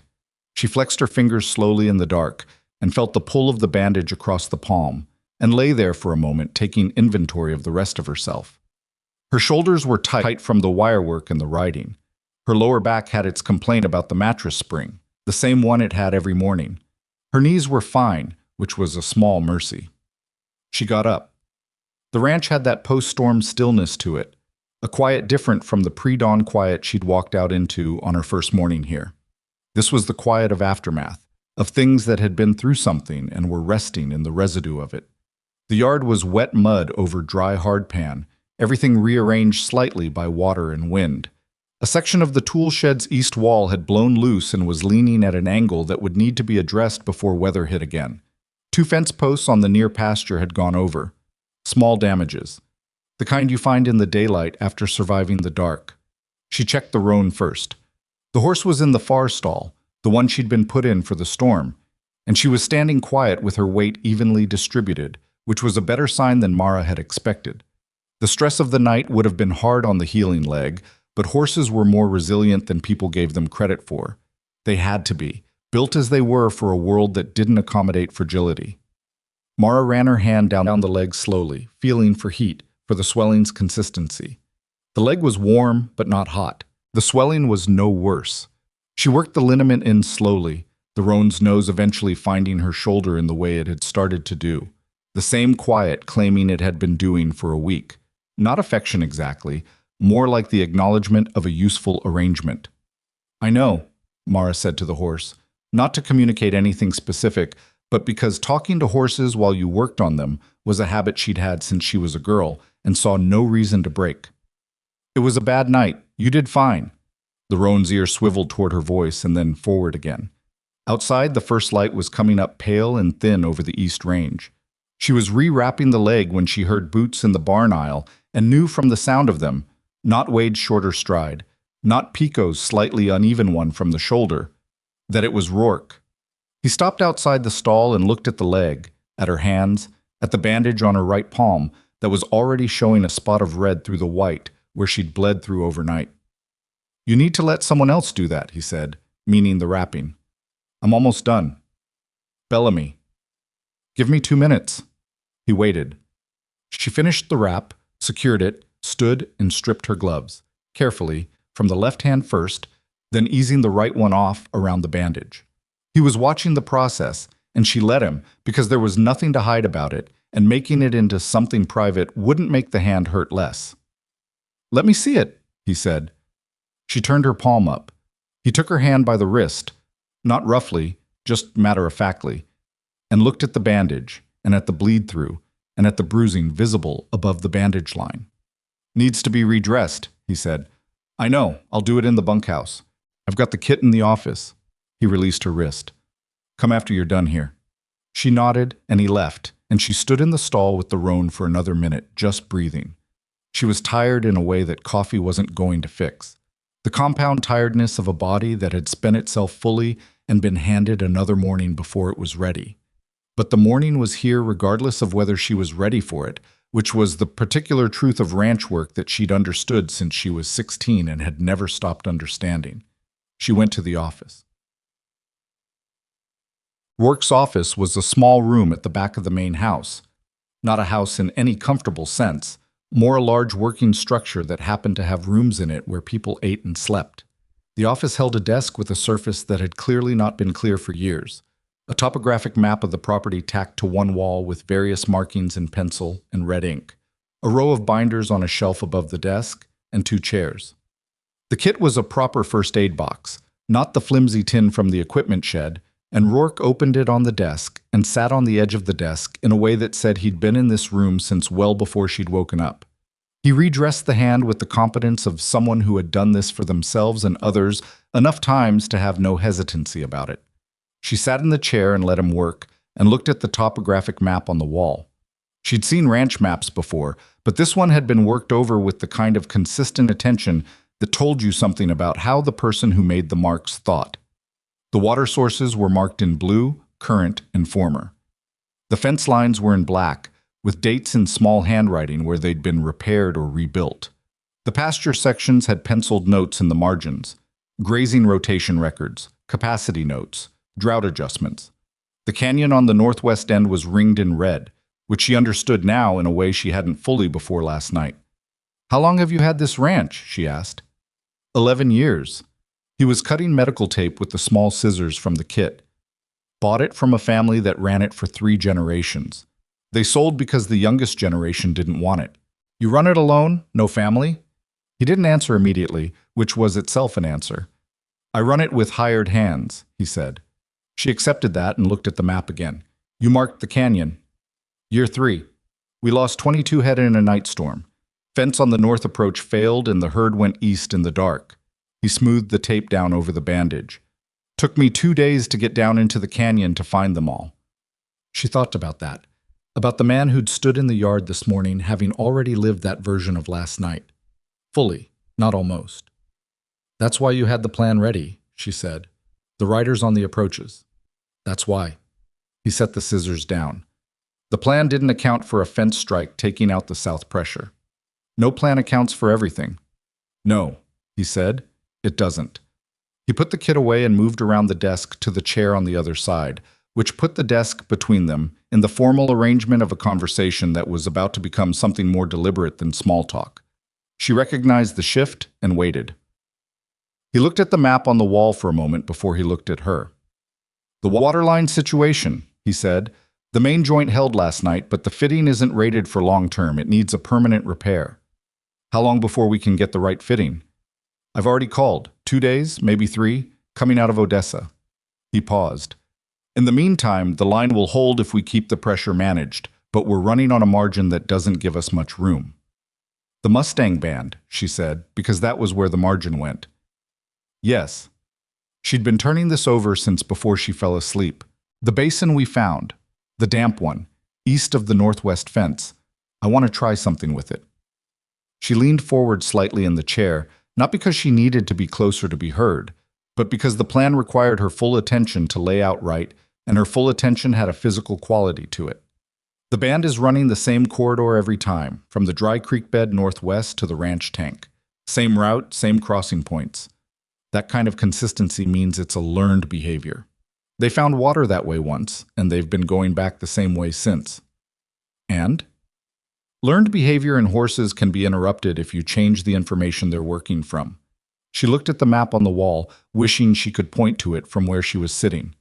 "If we make the corridor to the ranch tank less available, not blocked completely, but uncomfortable, unfamiliar, and simultaneously open a clear, easy route toward the basin, we might redirect the pattern. Give them a new learned behavior." Rourke looked at the map too. "How do you make the corridor uncomfortable?" "Movement and scent. Horses avoid areas where the conditions keep changing, where they can't predict what they'll find. If we run a rider through that corridor twice a day, change the smell of it, disrupt the consistency of it, and at the same time we mark the approach to the basin in a way they'll read as a trail, there's a reasonable chance the band starts using the new route inside a week." He was quiet for a long moment. "Reasonable. I'm not promising you certain. This is wild horse behavior, not a formula.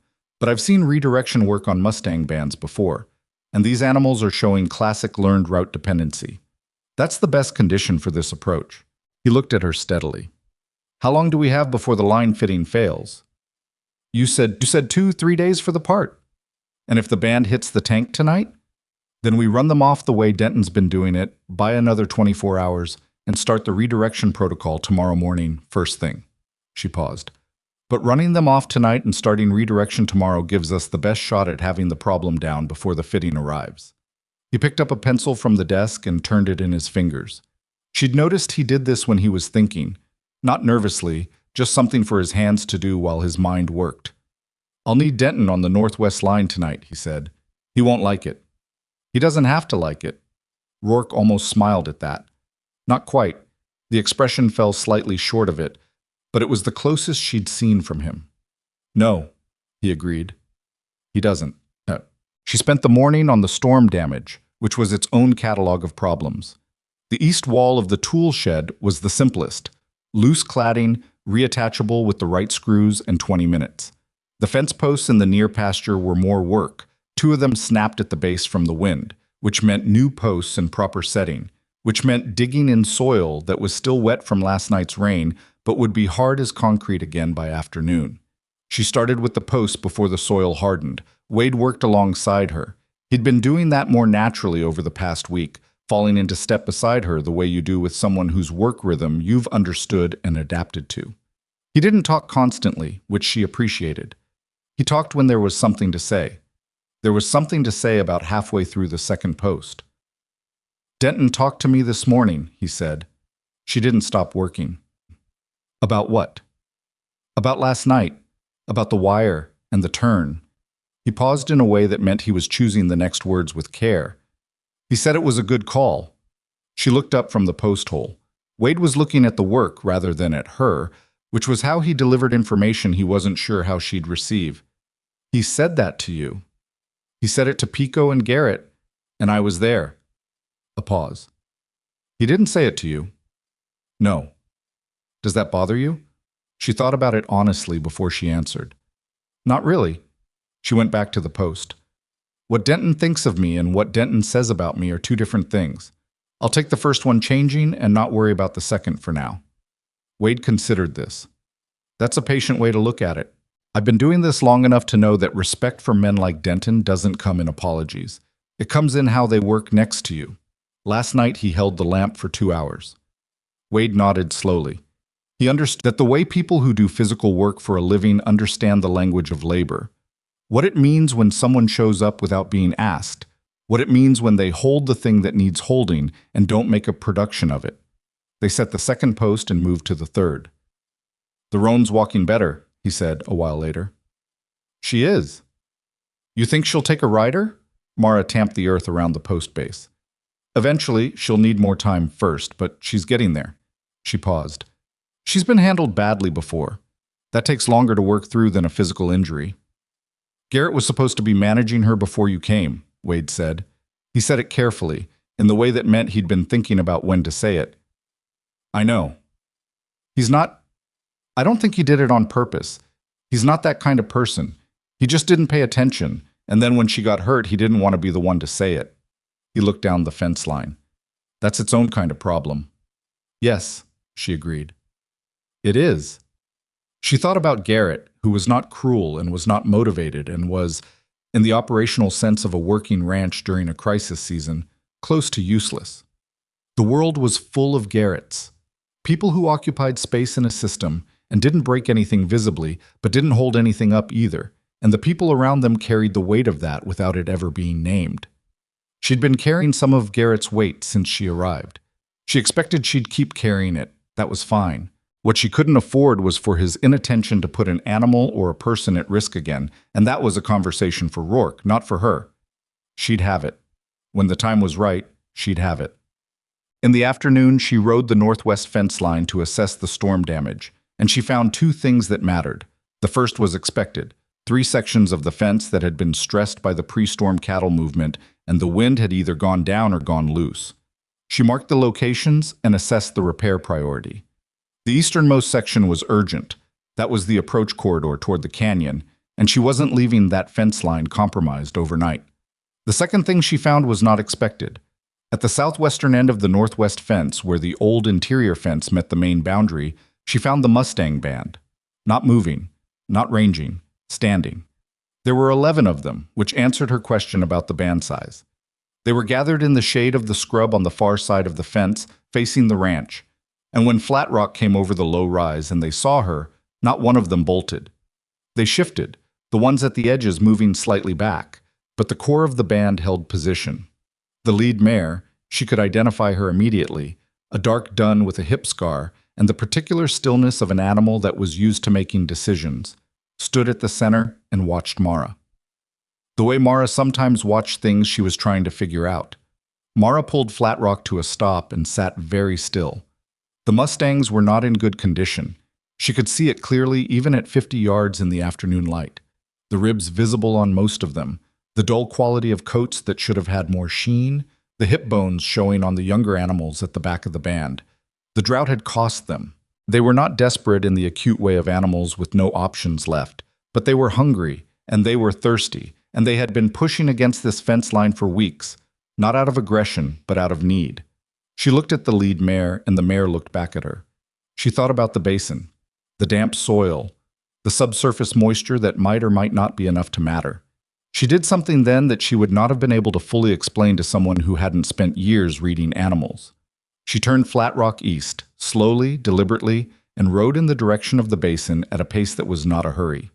She rode with the fence between herself and the mustangs for about 100 yards, then turned away from the fence and continued east, not looking back, not pushing, just moving in a direction.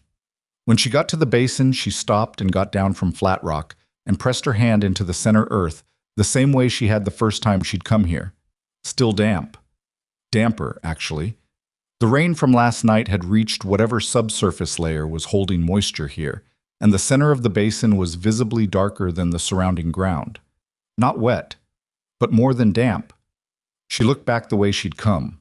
The Mustang band was visible at the fence line, a dark cluster against the pale scrub. They hadn't followed her, but several of them were facing east now, which they hadn't been before. She got back on Flat Rock and rode back to the ranch and went straight to Rourke's office. He was on the phone. She waited in the doorway until he was done, and when he looked up, she said, "The band is at the southwest fence. 11 animals. Lead mare is a dark dun, hip scar. She's smart." She paused. "The basin got the rain last night. There's more moisture in it than there was before the storm." He set the phone down and looked at her steadily. "How much more?" "Enough that I think if we can get the mare to find it, the band will shift their route." She came fully into the office and looked at the map. "I want to start the redirection tomorrow morning, early, before they move toward the tank." "What do you need?" 2 riders through the corridor at first light, enough to disrupt it without creating a hazard situation. And I want to go to the basin alone first, before anyone else. Give it another 12 hours of quiet after the rain and see how it develops." "Alone." "I'll have the radio." He looked at her for a moment in the way he had when she'd asked to survey the northwest terrain on her first morning here. The careful weighing of a man who had learned the hard way what remote terrain cost when something went wrong. "Dawn," he said, "you're back by 8 or you hear from me on the radio." "Agreed." She was at the door when he said her name. She turned. "The storm damage assessment," he said. "You got to it before I asked." "There was work to do." He nodded. That was all. But she understood, from a man whose communication ran almost entirely on the practical frequency. That was the equivalent of something larger. The following morning was the beginning of several things at once, which was how things tended to happen on a working ranch in a difficult season. Not one at a time, in manageable sequence, but converging, the separate threads of a bad situation, finding each other and tightening. Mara was at the basin by 5:40. The night had been clear after the storm, and the temperature had dropped to something almost forgiving, the kind of Texas pre-dawn that reminded you the climate was capable of mercy before it took it back. She sat on a flat rock at the eastern rim of the basin and waited, because waiting was what this required, and she'd made her peace with waiting. The first sign was sound. Not hooves, not yet. The kind of sound that precedes hooves in open country, the brushing of scrub, the particular quality of silence that changes when large animals are moving through it. She'd been sitting on the rock for 40 minutes when the silence changed. She sat completely still. The lead mare came over the western rim of the basin 7 minutes later. She came alone, which was typical. A lead mare who had survived long enough to be a lead mare had not survived by sending the band into unknown situations first. She came to the rim and stopped and stood with her nose working the air, reading everything the basin had to offer. She was exactly what Mara had seen from the fence line the day before. The hip scar visible even at this distance in the early light. The quality of absolute stillness that wasn't passive but intensely active. The stillness of an animal making rapid, complex assessments. The mare looked at Mara. Mara did not move. The mare looked at the basin. Then she walked down the western slope into the depression, and she walked to the center, and she pressed her nose into the dark earth, and she smelled the moisture there for a long time. Then she stood up and looked east, where the eastern rim of the basin caught the first real light of the morning, and she stood there for what might have been 2 minutes or might have been 4. Then she went back the way she'd come. Mara exhaled. She waited another 20 minutes and then rode back to the ranch. She was not going to get ahead of what had just happened. One visit from one mare to one damp basin was not a solved problem. But the mare had come.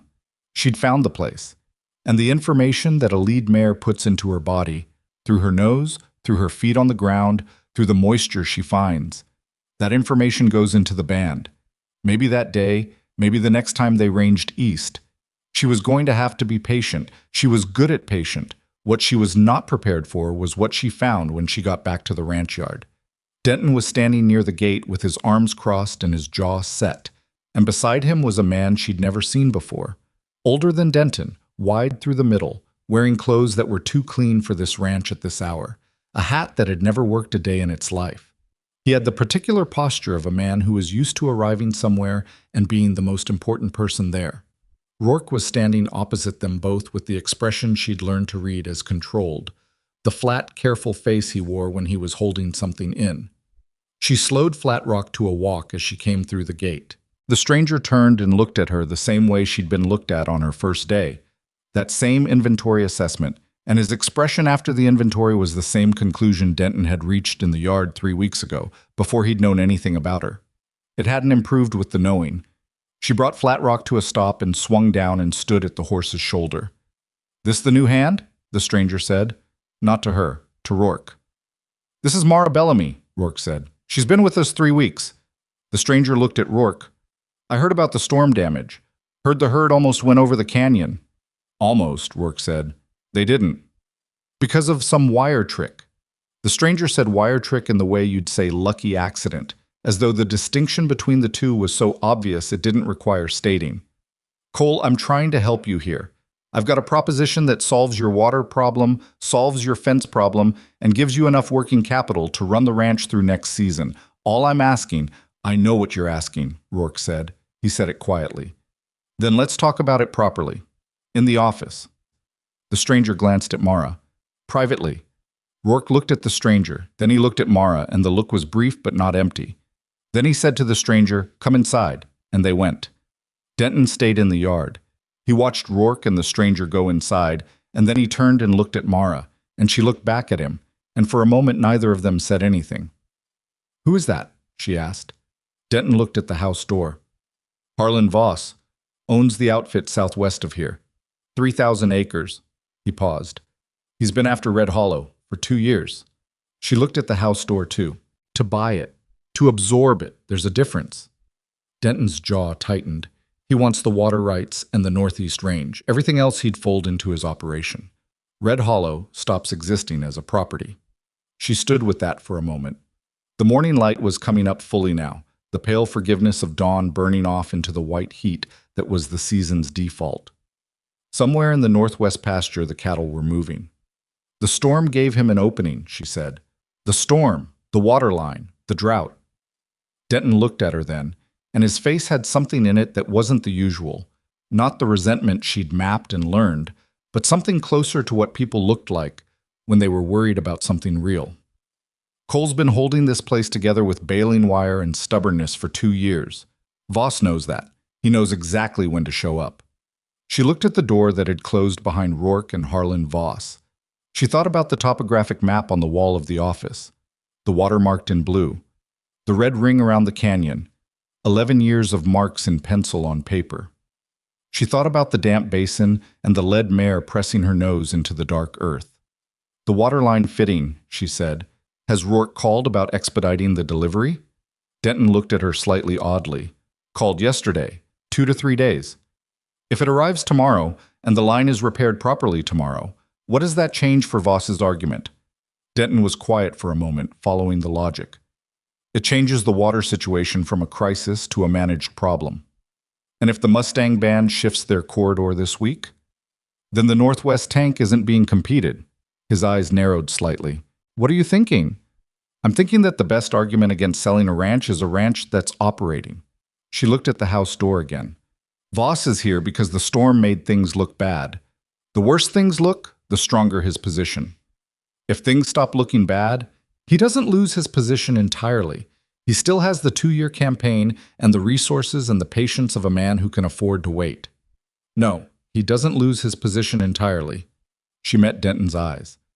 But it gets harder to walk into that office and make the case that Red Hollow can't survive without his help. Denton looked at her for a long moment.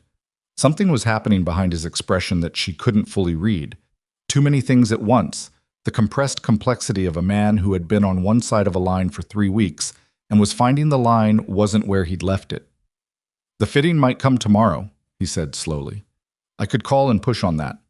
She waited. The Mustang Basin, he said. I know that northeast range better than anyone on this property. I know where the terrain would push a horse band east versus north. Tell me, he told her. He talked for 15 minutes without stopping, and she listened the way she'd learned to listen to the ground and the tracks and the positioned ear of a wary horse, fully storing what mattered, setting aside the rest. He knew the land the way you know something you've been working for 8 years, which was the kind of knowing that couldn't be replicated and couldn't be rushed. He showed her 2 approaches she hadn't considered. He described a terrain feature on the eastern range that would funnel a horse band exactly the direction she needed without requiring any human intervention once they started moving that way. When he finished, she said, "That's better than what I had." He looked away. "The ranch matters," he said flatly, like a fact he was stating rather than a feeling he was admitting. "I know it does." He nodded once. Then he went to make the phone call about the fitting. She stood in the yard in the morning light and thought about the way things moved. Not smoothly, never smoothly, but the way a herd moved, following the pressure, finding the opening, going through it the way water found its level, with the particular inevitability of things that were responding to what was real. In the office, behind the closed door, Rourke was sitting across a desk from a man who had come to tell him what Red Hollow was worth and what it would take to let it go. Outside in the yard, without being asked, without anyone naming what they were doing, the people who actually ran this ranch were making plans to give him something to hold on to instead. The fitting arrived the next morning, early. Denton had been persuasive on the phone, which surprised no one who had spent any time understanding what motivated him. Rourke repaired the main line himself, with Mara holding the lamp this time, the reversal of 2 nights ago so unremarked upon by either of them that it might have always been this way. The joint seated cleanly, and the pressure held at full capacity for the first time in weeks, and the water reached all 4 tanks by mid-morning. Harlan Voss had spent the night in Odessa. He came back that afternoon for a second conversation. Mara was at the northwest fence when Rourke came to find her, alone, the gray moving at an easy walk through the afternoon heat. He pulled up and sat looking at the fence work she'd been doing, the old interior section, restrung now with proper wire, the rock posts anchoring it where they'd held the stampede 3 nights ago. He looked at it for a long moment. Voss made his offer, he said. She waited. It's a fair number, he said, on paper. On paper, she repeated. He looked at the fence. He says the ranch isn't viable long-term without his water infrastructure. Says the aquifer situation will get worse before it gets better, which is probably true. Says I'm operating at a loss that a good season won't fully repair, which is also probably true. He paused. He makes a reasonable case. What did you tell him? He was quiet for a moment, looking at the fence, at the northwest pasture beyond it, at the pale, impossible sky. I told him I'd think about it. She looked at the fence, too. At the wire she and Wade had stretched in the dark and rain 3 nights ago. At the rock posts that had held. The water line's repaired, she said. Full pressure, all 4 tanks. He looked at her. The Mustang band found the basin, she continued. The lead mare was there this morning. With the terrain feature Denton identified on the eastern range, if we run the redirection protocol this week, there's a real chance the band shifts their corridor by the weekend. If they do, the northwest tank is no longer being competed, and your water situation is a drought problem, not a crisis. He was watching her with the careful attention he'd given her on the first morning in the yard, when he decided something without explaining how he'd decided it. The ranch is not in the same position it was when Voss came yesterday morning, she said. That's all I'm saying. He was quiet for a long time. A hawk was working the thermals above the northwest range, circling without apparent effort, riding something invisible. No, he said finally. It's not. He looked at her steadily. You've been here 3 weeks. I know. He looked back at the range. I'm going to tell Voss no. She didn't say anything to that. It's not because the problems are solved, he said, and there was a flatness in it that meant he was being honest rather than optimistic, which she had come to understand was simply how he was. The problems aren't solved. The aquifer situation, the fence infrastructure, the drought, none of that is solved. But a ranch in trouble is not the same as a ranch that can't survive, and I'm not selling the difference. The hawk above the northwest range folded and dropped and rose again, something small in its talons.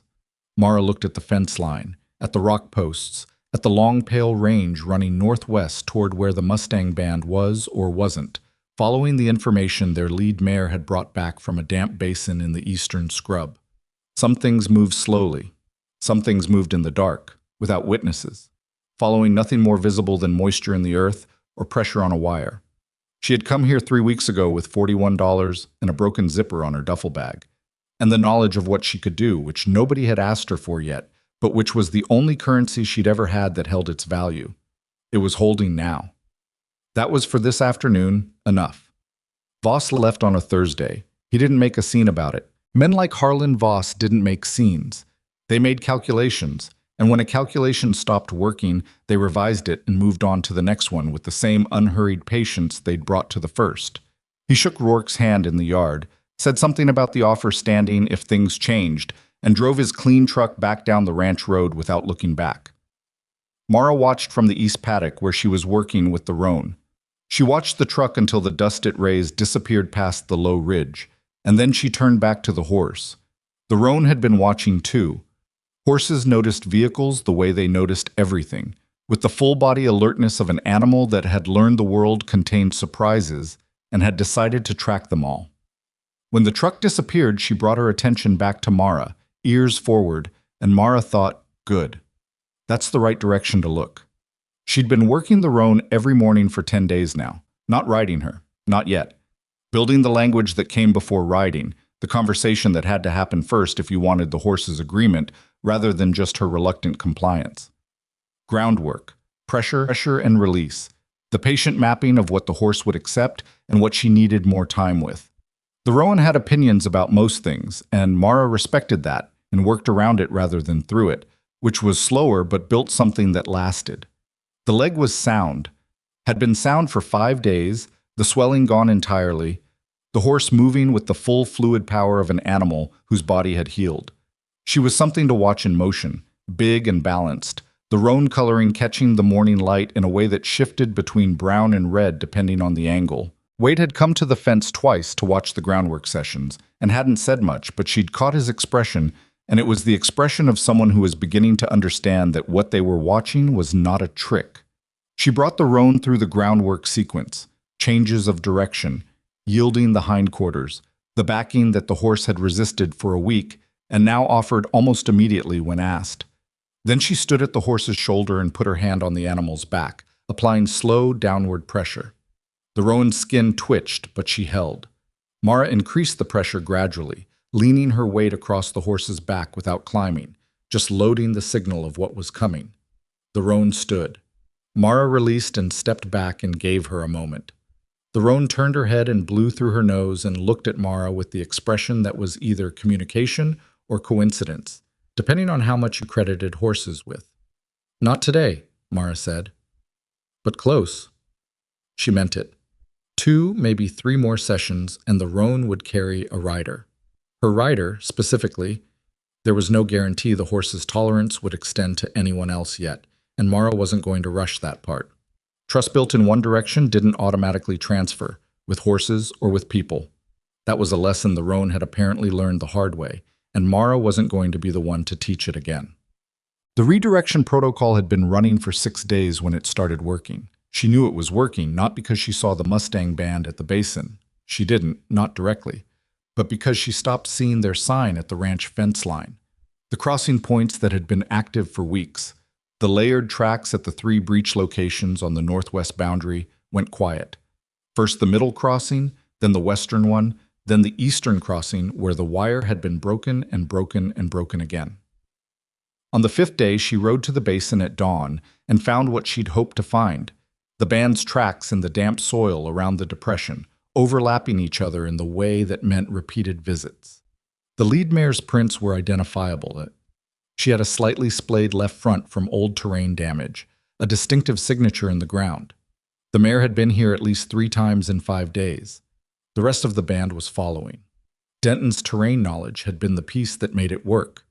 The feature he'd described, a low saddle in the eastern range about a mile from the basin, the kind of natural corridor that channeled wind and therefore scent, that horse bands used preferentially because it gave them sight lines in multiple directions, had functioned exactly as he'd said it would. Once the band found the saddle, the route to the basin opened up in the way that good routes open up for wild animals, as though it had always been there, as though they'd simply forgotten to look. She told Rourke at dinner on the 6th day. He sat with it the way he sat with most information, quietly, letting it settle before he responded. "You think they're established on the new route?" he asked. "I think the mare is. The band follows the mare." She paused. "It'll need monitoring. If the basin dries before we get significant rain, they'll range back toward the ranch tanks. But right now the moisture level in that basin is actually increasing slightly. There's something moving through the subsurface that the storm kicked loose. It might hold through the end of the season." He looked at his coffee cup. "Might." "Ranching is a lot of mites," she said. He looked at her, almost smiled again. She was starting to recognize the shape of the expression he made that fell just short of one. "Yes," he said. "It is." After dinner, she sat on the bunkhouse steps in the cooling evening and thought about the basin and the mare and the way the problem had moved, not solved cleanly, not eliminated, but redirected, given a different channel. She'd spent her career doing that, finding the channel that already existed and opening it a little wider, rather than trying to stop something that had its own momentum. That was the difference between working with an animal and working against one. The animal would win if you worked against it. They were built for survival in a way that human stubbornness couldn't compete with. But if you understood where they needed to go and found a way that served both of you, that was where things actually changed. She thought about that for a while and then went inside and slept better than she had in weeks. 3 days after Voss left, Rourke called everyone to the barn. This was not a regular occurrence. In the 5 weeks she'd been at Red Hollow, Rourke had conducted most of his management through direct instruction, one conversation at a time, rarely gathering the whole crew for a general address. When he did, she'd learned it meant something was changing. They stood in the barn aisle, Denton, Wade, Garrett, Pico, with his arm still slightly favored from the shoulder, and Mara and Rourke stood at the far end near the tack wall, where the bridles hung in their ordered row. He didn't use many words to say what he had to say, because he never used many words when a few would do. He said the season had been the hardest Red Hollow had seen in 15 years. He said the storm damage was being repaired and the water situation was stabilized. He said the cattle losses were lower than they had any right to be given the circumstances, and that the ranch would survive the season in a condition he hadn't been certain of 6 weeks ago. He said that had happened because of the work of the people standing in front of him, and he named each of them specifically. And when he got to Mara, he said her name the same way he said the others, plainly, without additional weight, which was exactly right, because singling her out for special mention in front of the men she worked with would have created a different problem. Then he said he was making a change to the ranch's operational structure. He was creating a head horse trainer position and a ranch operations co-lead role, and he was offering both to Mara Bellamy. The barn went quiet in the particular way of a space where several people are processing the same information at different speeds. She hadn't known it was coming, not in this form, not on this day. She'd understood that her position was strengthening. She could read that in the daily texture of things, in who came to her with questions, in the way Rourke included her in decisions about the ranch that a pure ranch hand wouldn't have been consulted on. But the formal naming of it was something else. She looked at Rourke. He looked back at her with the same flat, direct expression he'd had in the yard on the first morning when he'd said, "I hire based on what people can do." "Yes," she said. He nodded. That was the acceptance handled. What happened after that was not clean, because nothing that involved more than one person in a complicated situation was ever clean, and she'd stopped expecting clean a long time ago. Garrett left. Not dramatically, not with a confrontation. He came to Rourke privately the next day and said the structural change wasn't something he could work under, and Rourke accepted his resignation without arguing, because Rourke was not a man who argued people into staying when they'd made up their minds. He was gone before the week was out, his absence from the East Paddock duties taken up by Wade, who was better at it anyway and had been doing half the work for weeks. Pico shook her hand and said, in the particular way of a man who was not naturally expressive but meant what he said when he said it, took long enough. Then he went back to work. Wade said, "Does this mean you're my boss now?" And when she told him it meant they were co-leads on operations and she had final authority on anything horse-related, he considered that for a moment and said, "So yes." She thought he was probably right. Denton said nothing that day. He went through the day's work in his usual way, which was with complete competence and without unnecessary conversation. She let him be. Some things needed to settle before they could be spoken, and she'd learned by now that Denton's pace for settling things was not a pace she could rush. He came to find her 2 days later, in the evening, when she was in the East Paddock doing the roan's final groundwork session before she planned to put a saddle on the animal for the first time. He stood at the fence the way Wade had stood at the fence when he'd come to watch, quietly, not announcing himself, just being present. She worked through the sequence and the roan moved through it cleanly, the months of bad handling falling away session by session like something the animal was shedding rather than something being taken from her. When she finished and brought the roan back to the fence, Denton was still there. He looked at the horse for a long time, then, "She's different. She's the same horse. She just has better information now." He looked at the roan, and she could see him working through what that meant, the way a man turns something unfamiliar over in his hands until he finds the angle that makes sense of it. He'd spent 8 years on this ranch, knowing horses the way you knew them when you worked with them constantly, without particularly studying them. They were tools, good tools, tools that required maintenance and occasionally got difficult, but tools. What she was describing was a different frame entirely, and she knew it was different and didn't expect him to arrive at it immediately. "I wasn't fair to you when you came here," he said. She waited. "I'm not going to say it was nothing personal, because that's not true. It was personal. I was looking at the roan, not at her, which was how he needed to say it, so she let him look at the roan. Rourke made a decision, and I didn't agree with it, and I took it out on you. That's the truth of it." "I know," she said. He looked at her then. "You know? I worked it out in the first week. It wasn't hard to read." She paused. "You're not the first man who's done it, and I wasn't the first woman it's been done to. I dealt with it the same way I've dealt with it before. I stayed and I worked and I waited." He absorbed that. She could see it landing in him, not gently, the way honest things sometimes don't land gently. That's not a small thing to ask of a person. "No," she agreed. "It's not." She wasn't going to soften it for him because he hadn't asked her to and because the discomfort of it was part of what was true, and she'd never seen the point of making true things more comfortable than they deserved to be. He looked back at the roan. "She's going to be something," he said. "About the horse." "Yes, she is." He pushed off the fence and walked back toward the barn, and she watched him go. He didn't look back, and that was fine. They'd said what needed saying. The rest would be in how they worked, which was where everything real happened anyway. She put the saddle on the roan the next morning. She did it the way she'd done every step with this horse, slowly, with full attention to what the animal was telling her, not what she wanted the animal to be telling her. The blanket first, the roan's skin twitching and her ears moving through the full range of their commentary. Then the saddle, lowered gently, not dropped. She let the roan smell the saddle before she placed it. Horses needed to understand objects before they could accept them, and the roan's previous handlers had clearly never considered that the saddle might seem like a threat if it arrived without introduction. She cinched it gradually, checking and rechecking, reading the horse's breathing and stance for the signs of the kind of tension that would erupt versus the kind that would release. The roan was tense. She was not, however, the roan that had thrown every hand who'd tried to work with her.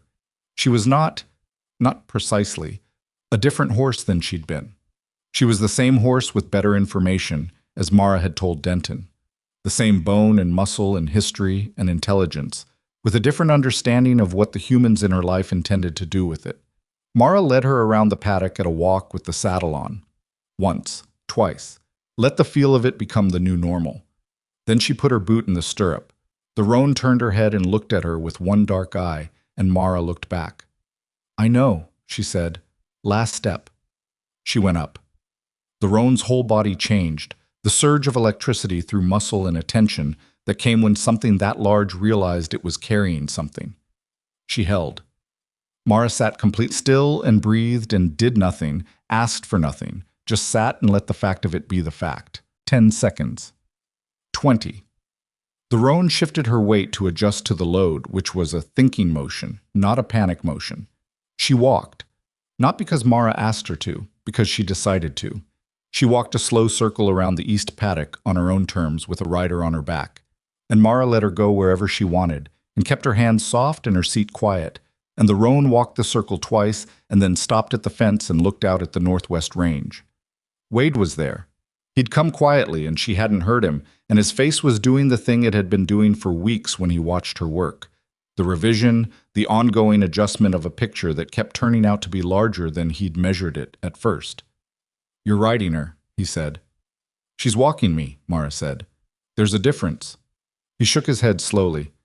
"I've been on this ranch for 2 years. In 2 years, nobody put a saddle on that horse without getting launched. Because they weren't listening to what she needed before they asked for what they wanted." He looked at the roan, at Mara, back at the roan. He had the expression of someone assembling something they'd had the pieces of for a while and were only now seeing the shape of. "Is that true of horses specifically or generally?" She considered the question seriously, because he'd asked it seriously. "Both," she said. "But it's easier to prove with horses because they can't pretend. They just tell you what they think, and you either hear it or you don't." He was quiet for a moment. "Some people are like that too." She thought of Denton at the fence the night before. She thought of Rourke in the yard on the first morning, reading her the same careful way she read the ground for track sign, thoroughly, without rushing to a conclusion.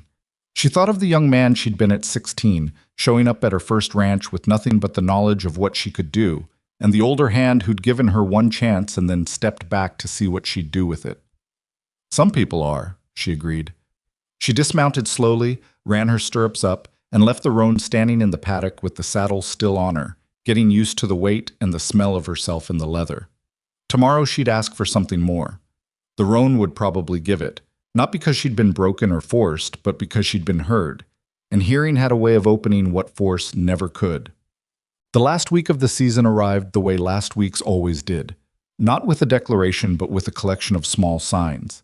The grass on the south pasture showing the first suggestion of return after the rains that had come in the storm's wake. The water pressure in the main line holding steady, the permanent fitting installed now, the joint that had blown in the storm buried under repaired pipe like a scar that had healed over. The northwest stock tank full for the first time since May. The cattle on the northwest range moving with the looser, quieter energy of animals, whose thirst was no longer the first thing on their minds. She rode the northwest fence line on a Tuesday morning, on the roan, who had been carrying her for 4 days now, with increasing ease, the two of them developing the particular grammar of rider and horse that took time to build and couldn't be faked. The roan moved through the terrain with her head up and her ears working and her stride confident in the way of an animal that had been given back something she'd had before someone took it. At the northwest corner, where the boundary fence met the old interior fence, where the wire she and Wade had stretched in the dark, had turned the herd in the rain. She stopped. The fence was properly repaired now, good posts and tight wire, the rock posts at the northern end still solid as they'd always been. She looked at the section of ground where the cattle had run. The storm had washed the tracks away, and the earth had dried, and there was nothing visible to show what had happened there. Just ground, just range. She'd been thinking about something for 2 days, and she let herself think it fully now. She thought about this girl who had arrived here in a truck with $41 and a broken zipper, who had heard men laugh at her before she reached the barn door and had kept walking anyway. Not because she was fearless, she wasn't. She'd been afraid plenty of times in her life. Afraid of running out of chances. Afraid of being right about herself and having no one else ever agree. But because the only alternative to walking through the door was not walking through it, and not walking through it was not something she was built for. She thought about what the past 5 weeks had taught her and what they'd confirmed, because those were different things. What they'd taught her was this ranch specifically, its terrain, its water, its animals, its people. What they'd confirmed was something she'd known for a long time without ever being able to prove it to anyone except herself. That competence was not a performance. It didn't work harder when people were watching and go slack when they weren't. It was simply what you were able to do, continuously, regardless of whether anyone with the authority to reward it happened to be paying attention. She had spent years being underestimated. Not just here. Here was the most recent installment of something that had started before she had the words for it. The size of her body had given people a story to tell about her before she did anything. And the story they told was wrong in every particular that mattered, and she had never been able to make them stop telling it. What she'd been able to do was make the story irrelevant through the weight of evidence. That was slower and harder and required absorbing things that shouldn't have to be absorbed. She was clear-eyed about that. She didn't have the false comfort of telling herself it was fair or that she'd found some trick to make it easy. What she had was this: the roan under her, sound and willing. The Mustang band ranging east to the basin instead of through the northwest fence. The repaired water line holding full pressure. The canyon on the northwest end with its 40 yards of near miss standing quiet in the recovered grass. The crew at Red Hollow. Imperfect, complicated, none of them exactly who they'd seemed to be on day one. Working alongside her with the ease of people who had been through something together and come out the other side. She didn't feel triumphant. She never quite felt triumphant, which she thought was probably right, because triumph implied a finish line, and there was no finish line. The ranch would have another difficult season eventually. The aquifer situation was managed, not solved. The Mustang band would need monitoring. There would be another storm, another crisis, another night where everything that could go wrong was going wrong simultaneously, and the margin between disaster and survival was a length of old fence wire pulled taut by two people in the rain. She felt, instead, the particular satisfaction of a person who knows where they are supposed to be and is there. Quieter than triumph and more durable. The roan shifted under her, restless with standing. Mara gave her the rein and they moved on down the fence line toward home. She found Rourke at the barn when she got back, doing what he did every Tuesday. The weekly inventory of tack and equipment, the slow, methodical checking of things that needed checking before they became problems. He heard her come in and looked at the roan and at Mara and back at the roan with an expression that was the most readable she'd seen on his face in 5 weeks. She brought the roan to a stop and dismounted. "She's good," he said, about the horse. His voice had the particular flatness of a man working to keep the weight out of a sentence. "She's very good," Mara said. "She needs work that matches what she is. She'll go to waste on pasture rotation or fence line riding." He looked at her. "What kind of work?" "She should be cutting horse work. She's got the intelligence and the athleticism for it, and she needs something that uses what she has, or she'll find her own projects." She rubbed the roan's neck. "If you're willing to invest the time." "If I'm willing," he repeated. "She's your horse." He looked at the roan for a moment. "She was the ranch's problem horse when you got here. Most of the things that are labeled problems are just things that haven't found the right frame yet." He absorbed that. He picked up the inventory clipboard and held it without looking at it. "Voss called this morning." She waited. "He heard the water line is repaired. He heard the season's ending better than it looked a month ago." He paused. He revised his offer upward. She kept her face where it was. "I told him no again," Rourke said. "Faster this time." She looked at the bridle row on the tack wall, the ordered line of them, the leather darkened and supple from years of use, each one carrying the history of the animal it had fit and the hand that had worked it. 11 years of Rourke's Red Hollow on a wall. "I want to talk to you about something," he said. He set the clipboard down. "The operations co-lead role. I should have been clear about what that means structurally." "You were clear enough?" "I should have been clear about the financial side." He looked at her directly. "It comes with a percentage of operations. Not a large one, not this year, but real. The ranch does better. You do better." She held that. "That's—" She started and stopped, because what she'd been about to say was, "That's not necessary." And she had a rule she'd made for herself a long time ago about not telling people that things they were offering were not necessary, because it was a way of making yourself smaller than you were to make other people more comfortable. "I appreciate it," she said instead. "I accept it." He nodded. "There's something else I want to talk to you about," she said. He waited. "Garrett is gone," she said. You're going to need to replace him, and when you do, I'd like to be involved in who you bring on." She paused. "Not deciding? That's yours. But involved." He looked at her steadily. "Any particular reason?" "Because I've learned a few things about what this ranch needs that aren't in the inventory binders." She paused again. "And because the person you bring in will be working under a structure that didn't exist before I got here, and they should come in with clear information about that, not find out after." The way she'd found out after, she didn't say that, but she thought he heard it. "Agreed," he said. He picked the clipboard back up and then put it down again, which was the physical version of a man who had something else to say and wasn't sure how to start it. She'd learned this about him, too. In 5 weeks, he was not a man who struggled to communicate the operational things, but the other things cost him more. "When you came here," he said, "Denton told me I was making a mistake." She already knew this. She hadn't known it on day 1, but she'd known it by day 3 and fully confirmed it by the end of the first week. "I figured. I told him I was hiring based on what people could do." He looked at the tack wall. "What I didn't tell him, what I didn't tell you, was that I'd already heard of you." She looked at him. "The outfit in New Mexico, the one that sold before you left." He kept looking at the tack wall.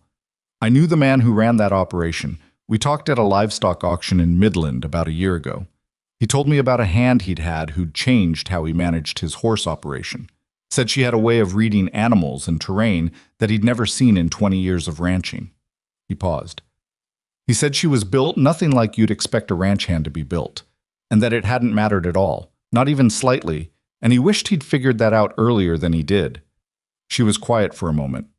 "So when your name came up on the community board," he said, "I read the note and I called the number without advertising the position wider, which I should probably tell you." "You probably should have told me," she agreed. "Yes." He looked at her, not quite apologetic, not a man built for clean apologies, which she'd understood for weeks, but the face of someone taking an accounting of something. The position needed filling and you needed a position, and it seemed like it would work. What I didn't anticipate was the degree to which it would work. She thought about the first morning, the laughter before she reached the barn door, the $41, the apple that was a day past where it should have been. "It almost didn't," she said. "If you hadn't held the line on what you said in the yard, if Denton's campaign had gotten further purchase with you, it might have gone differently." "Maybe," he said, "but I watched you walk across that yard the first morning after I hired you, and Denton was making that sound he makes, and you turned and asked him which direction to go like the sound wasn't even happening." He paused. "I've hired a lot of hands over 11 years. I know the difference between a person who's managing being afraid and a person who's decided not to be afraid." She thought about that. "I was managing being afraid," she said. "I needed the job. I was scared it wasn't going to work." He looked at her. "I know. That's what I mean. You were afraid and you decided not to let it stop you. That's not the same as not being afraid. It's better than not being afraid." He picked the clipboard up. "The people who aren't afraid are usually just people who haven't been paying attention." She looked at the roan, who had fallen into the patient half-doze of a horse that had stopped anticipating something bad happening, and had started just standing in a barn at midday. A horse with better information. "I'd like to bring someone else on," she said, "for the horse operation specifically, someone I know." She paused. "She's young and she's green and she has the same problem I had when I was green, which is that nobody gives her a chance to show what she can do." He looked at her. "She's been working a feedlot outside Abilene for 2 years, Mara said. She hates every day of it, and she's better than it. I trained with her uncle when I was starting out, and I've watched her at 2 regional shows, and she can read a horse the way most people read a headline, and then she reads the whole article." She met his eyes. "I know how this sounds. You want to give someone the same chance you got," he said. "I want to give someone the chance they should have gotten already, without the 6 weeks of someone trying to get them to quit first." She said it plainly, without drama, because it was a plain thing. "The 6 weeks can be part of the deal here too, if that's what it is, but I'd rather it wasn't." He was quiet for a moment, then, "Have her send me what she's done. References, whatever she has. I'll look at it.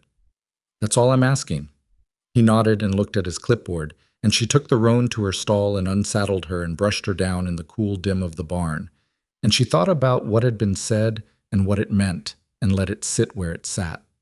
The last day of the official working season at Red Hollow was a Saturday, which nobody marked as the last day in any ceremonial sense because ranch work didn't observe ceremonies. The cattle were in good condition relative to what the season had thrown at them. The fence infrastructure was better than it had been in years. She'd made sure of that methodically, one section at a time, in the weeks since the storm. The water line was solid.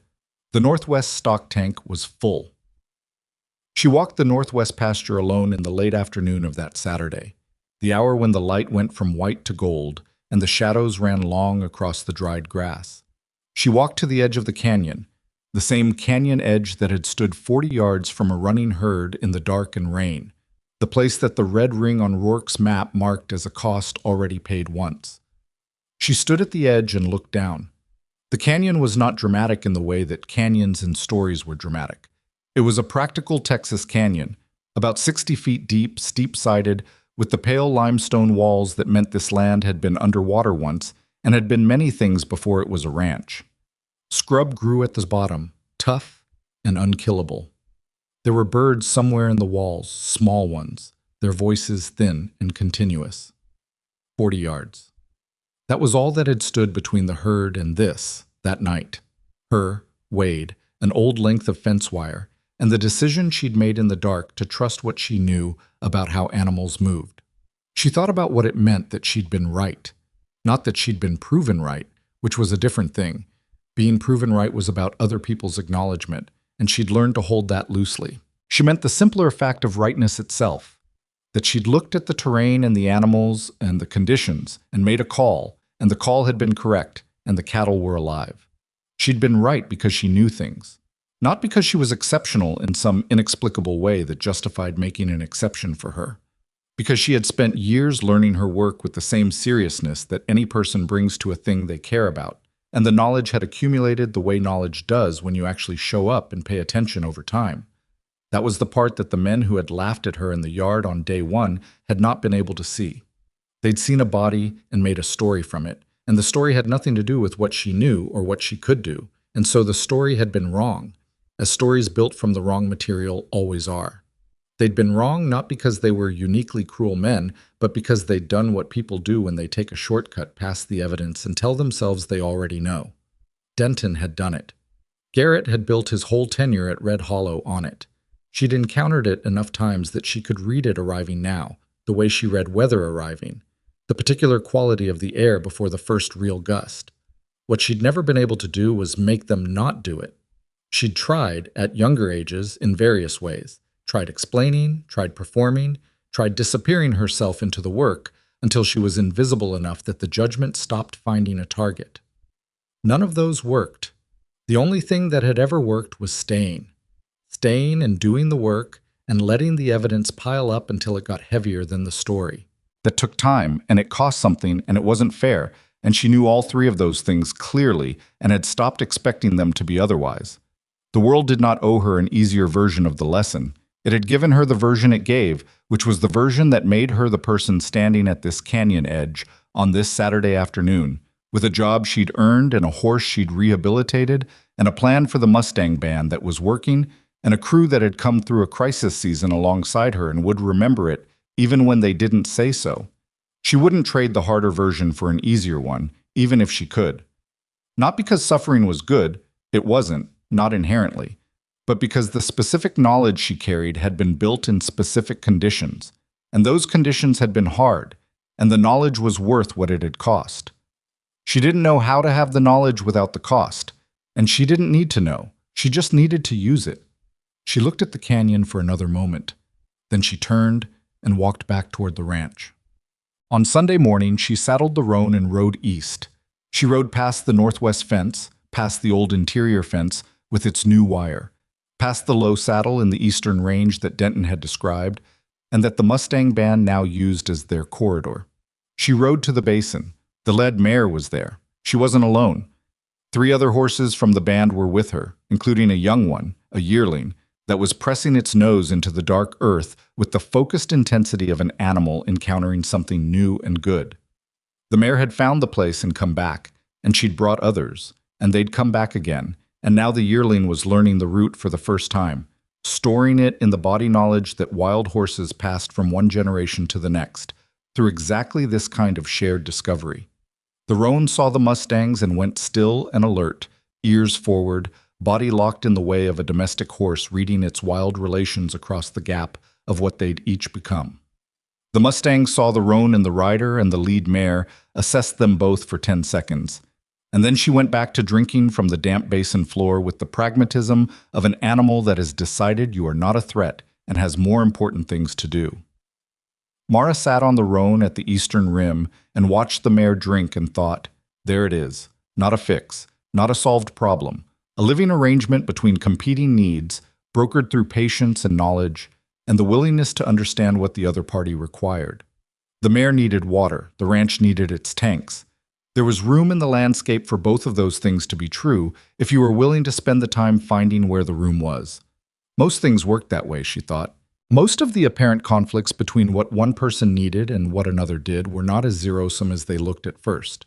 The zero-sum reading was the shortcut, the story told from insufficient evidence. The fuller reading took more time and more attention and required you to set down the conviction that you already knew what was possible. She had spent her whole adult life trying to give people the fuller reading of herself and finding they preferred the shortcut. She'd stopped trying to control which one they chose. You couldn't make a person see past their own shortcut, any more than you could make a horse trust you before it trusted you. You could only show up and do the work and let the evidence exist, and either it changed what they saw or it didn't. At Red Hollow, it had changed what they saw. Not perfectly. Garrett was gone, Denton was a work in progress, and there would be another hand who came through this ranch's gate someday and made the same inventory assessment she'd been given on day one. She wasn't under the illusion that she'd fixed anything larger than this one ranch, this one season, these specific people and animals. The world was a bigger place than Red Hollow, and it was full of women who were having their first day here. The day where they walk across the yard toward the thing they came to do and hear the laughter before they get there and have to decide whether to keep walking. She hoped they kept walking. She didn't know what else to offer them besides that. Keep walking, know what you know, do the work, and stay long enough to let the evidence pile up. It was insufficient advice in some ways. It asked a lot of people who were already being asked too much. She knew that. It just happened to be the only advice that had ever actually worked. The yearling lifted its head from the basin and looked at her with the pure, unguarded curiosity of a young animal that hadn't yet learned to be afraid of everything. Its ears were enormous, the two big ears that foals and yearlings have before they grow into them. She sat on the roan and looked back at the yearling and thought, "You'll be all right." Then she turned and rode back to the ranch, the roan moving under her with the full, free stride of an animal that had found its purpose. The morning light coming up gold and hard across the Texas range, the water full in all 4 tanks, the cattle moving easy in the south pasture. Red Hollow behind her getting larger as she came toward it, all its problems and its people and its imperfect, ongoing, unremarkable survival. The girl everyone laughed at, riding home.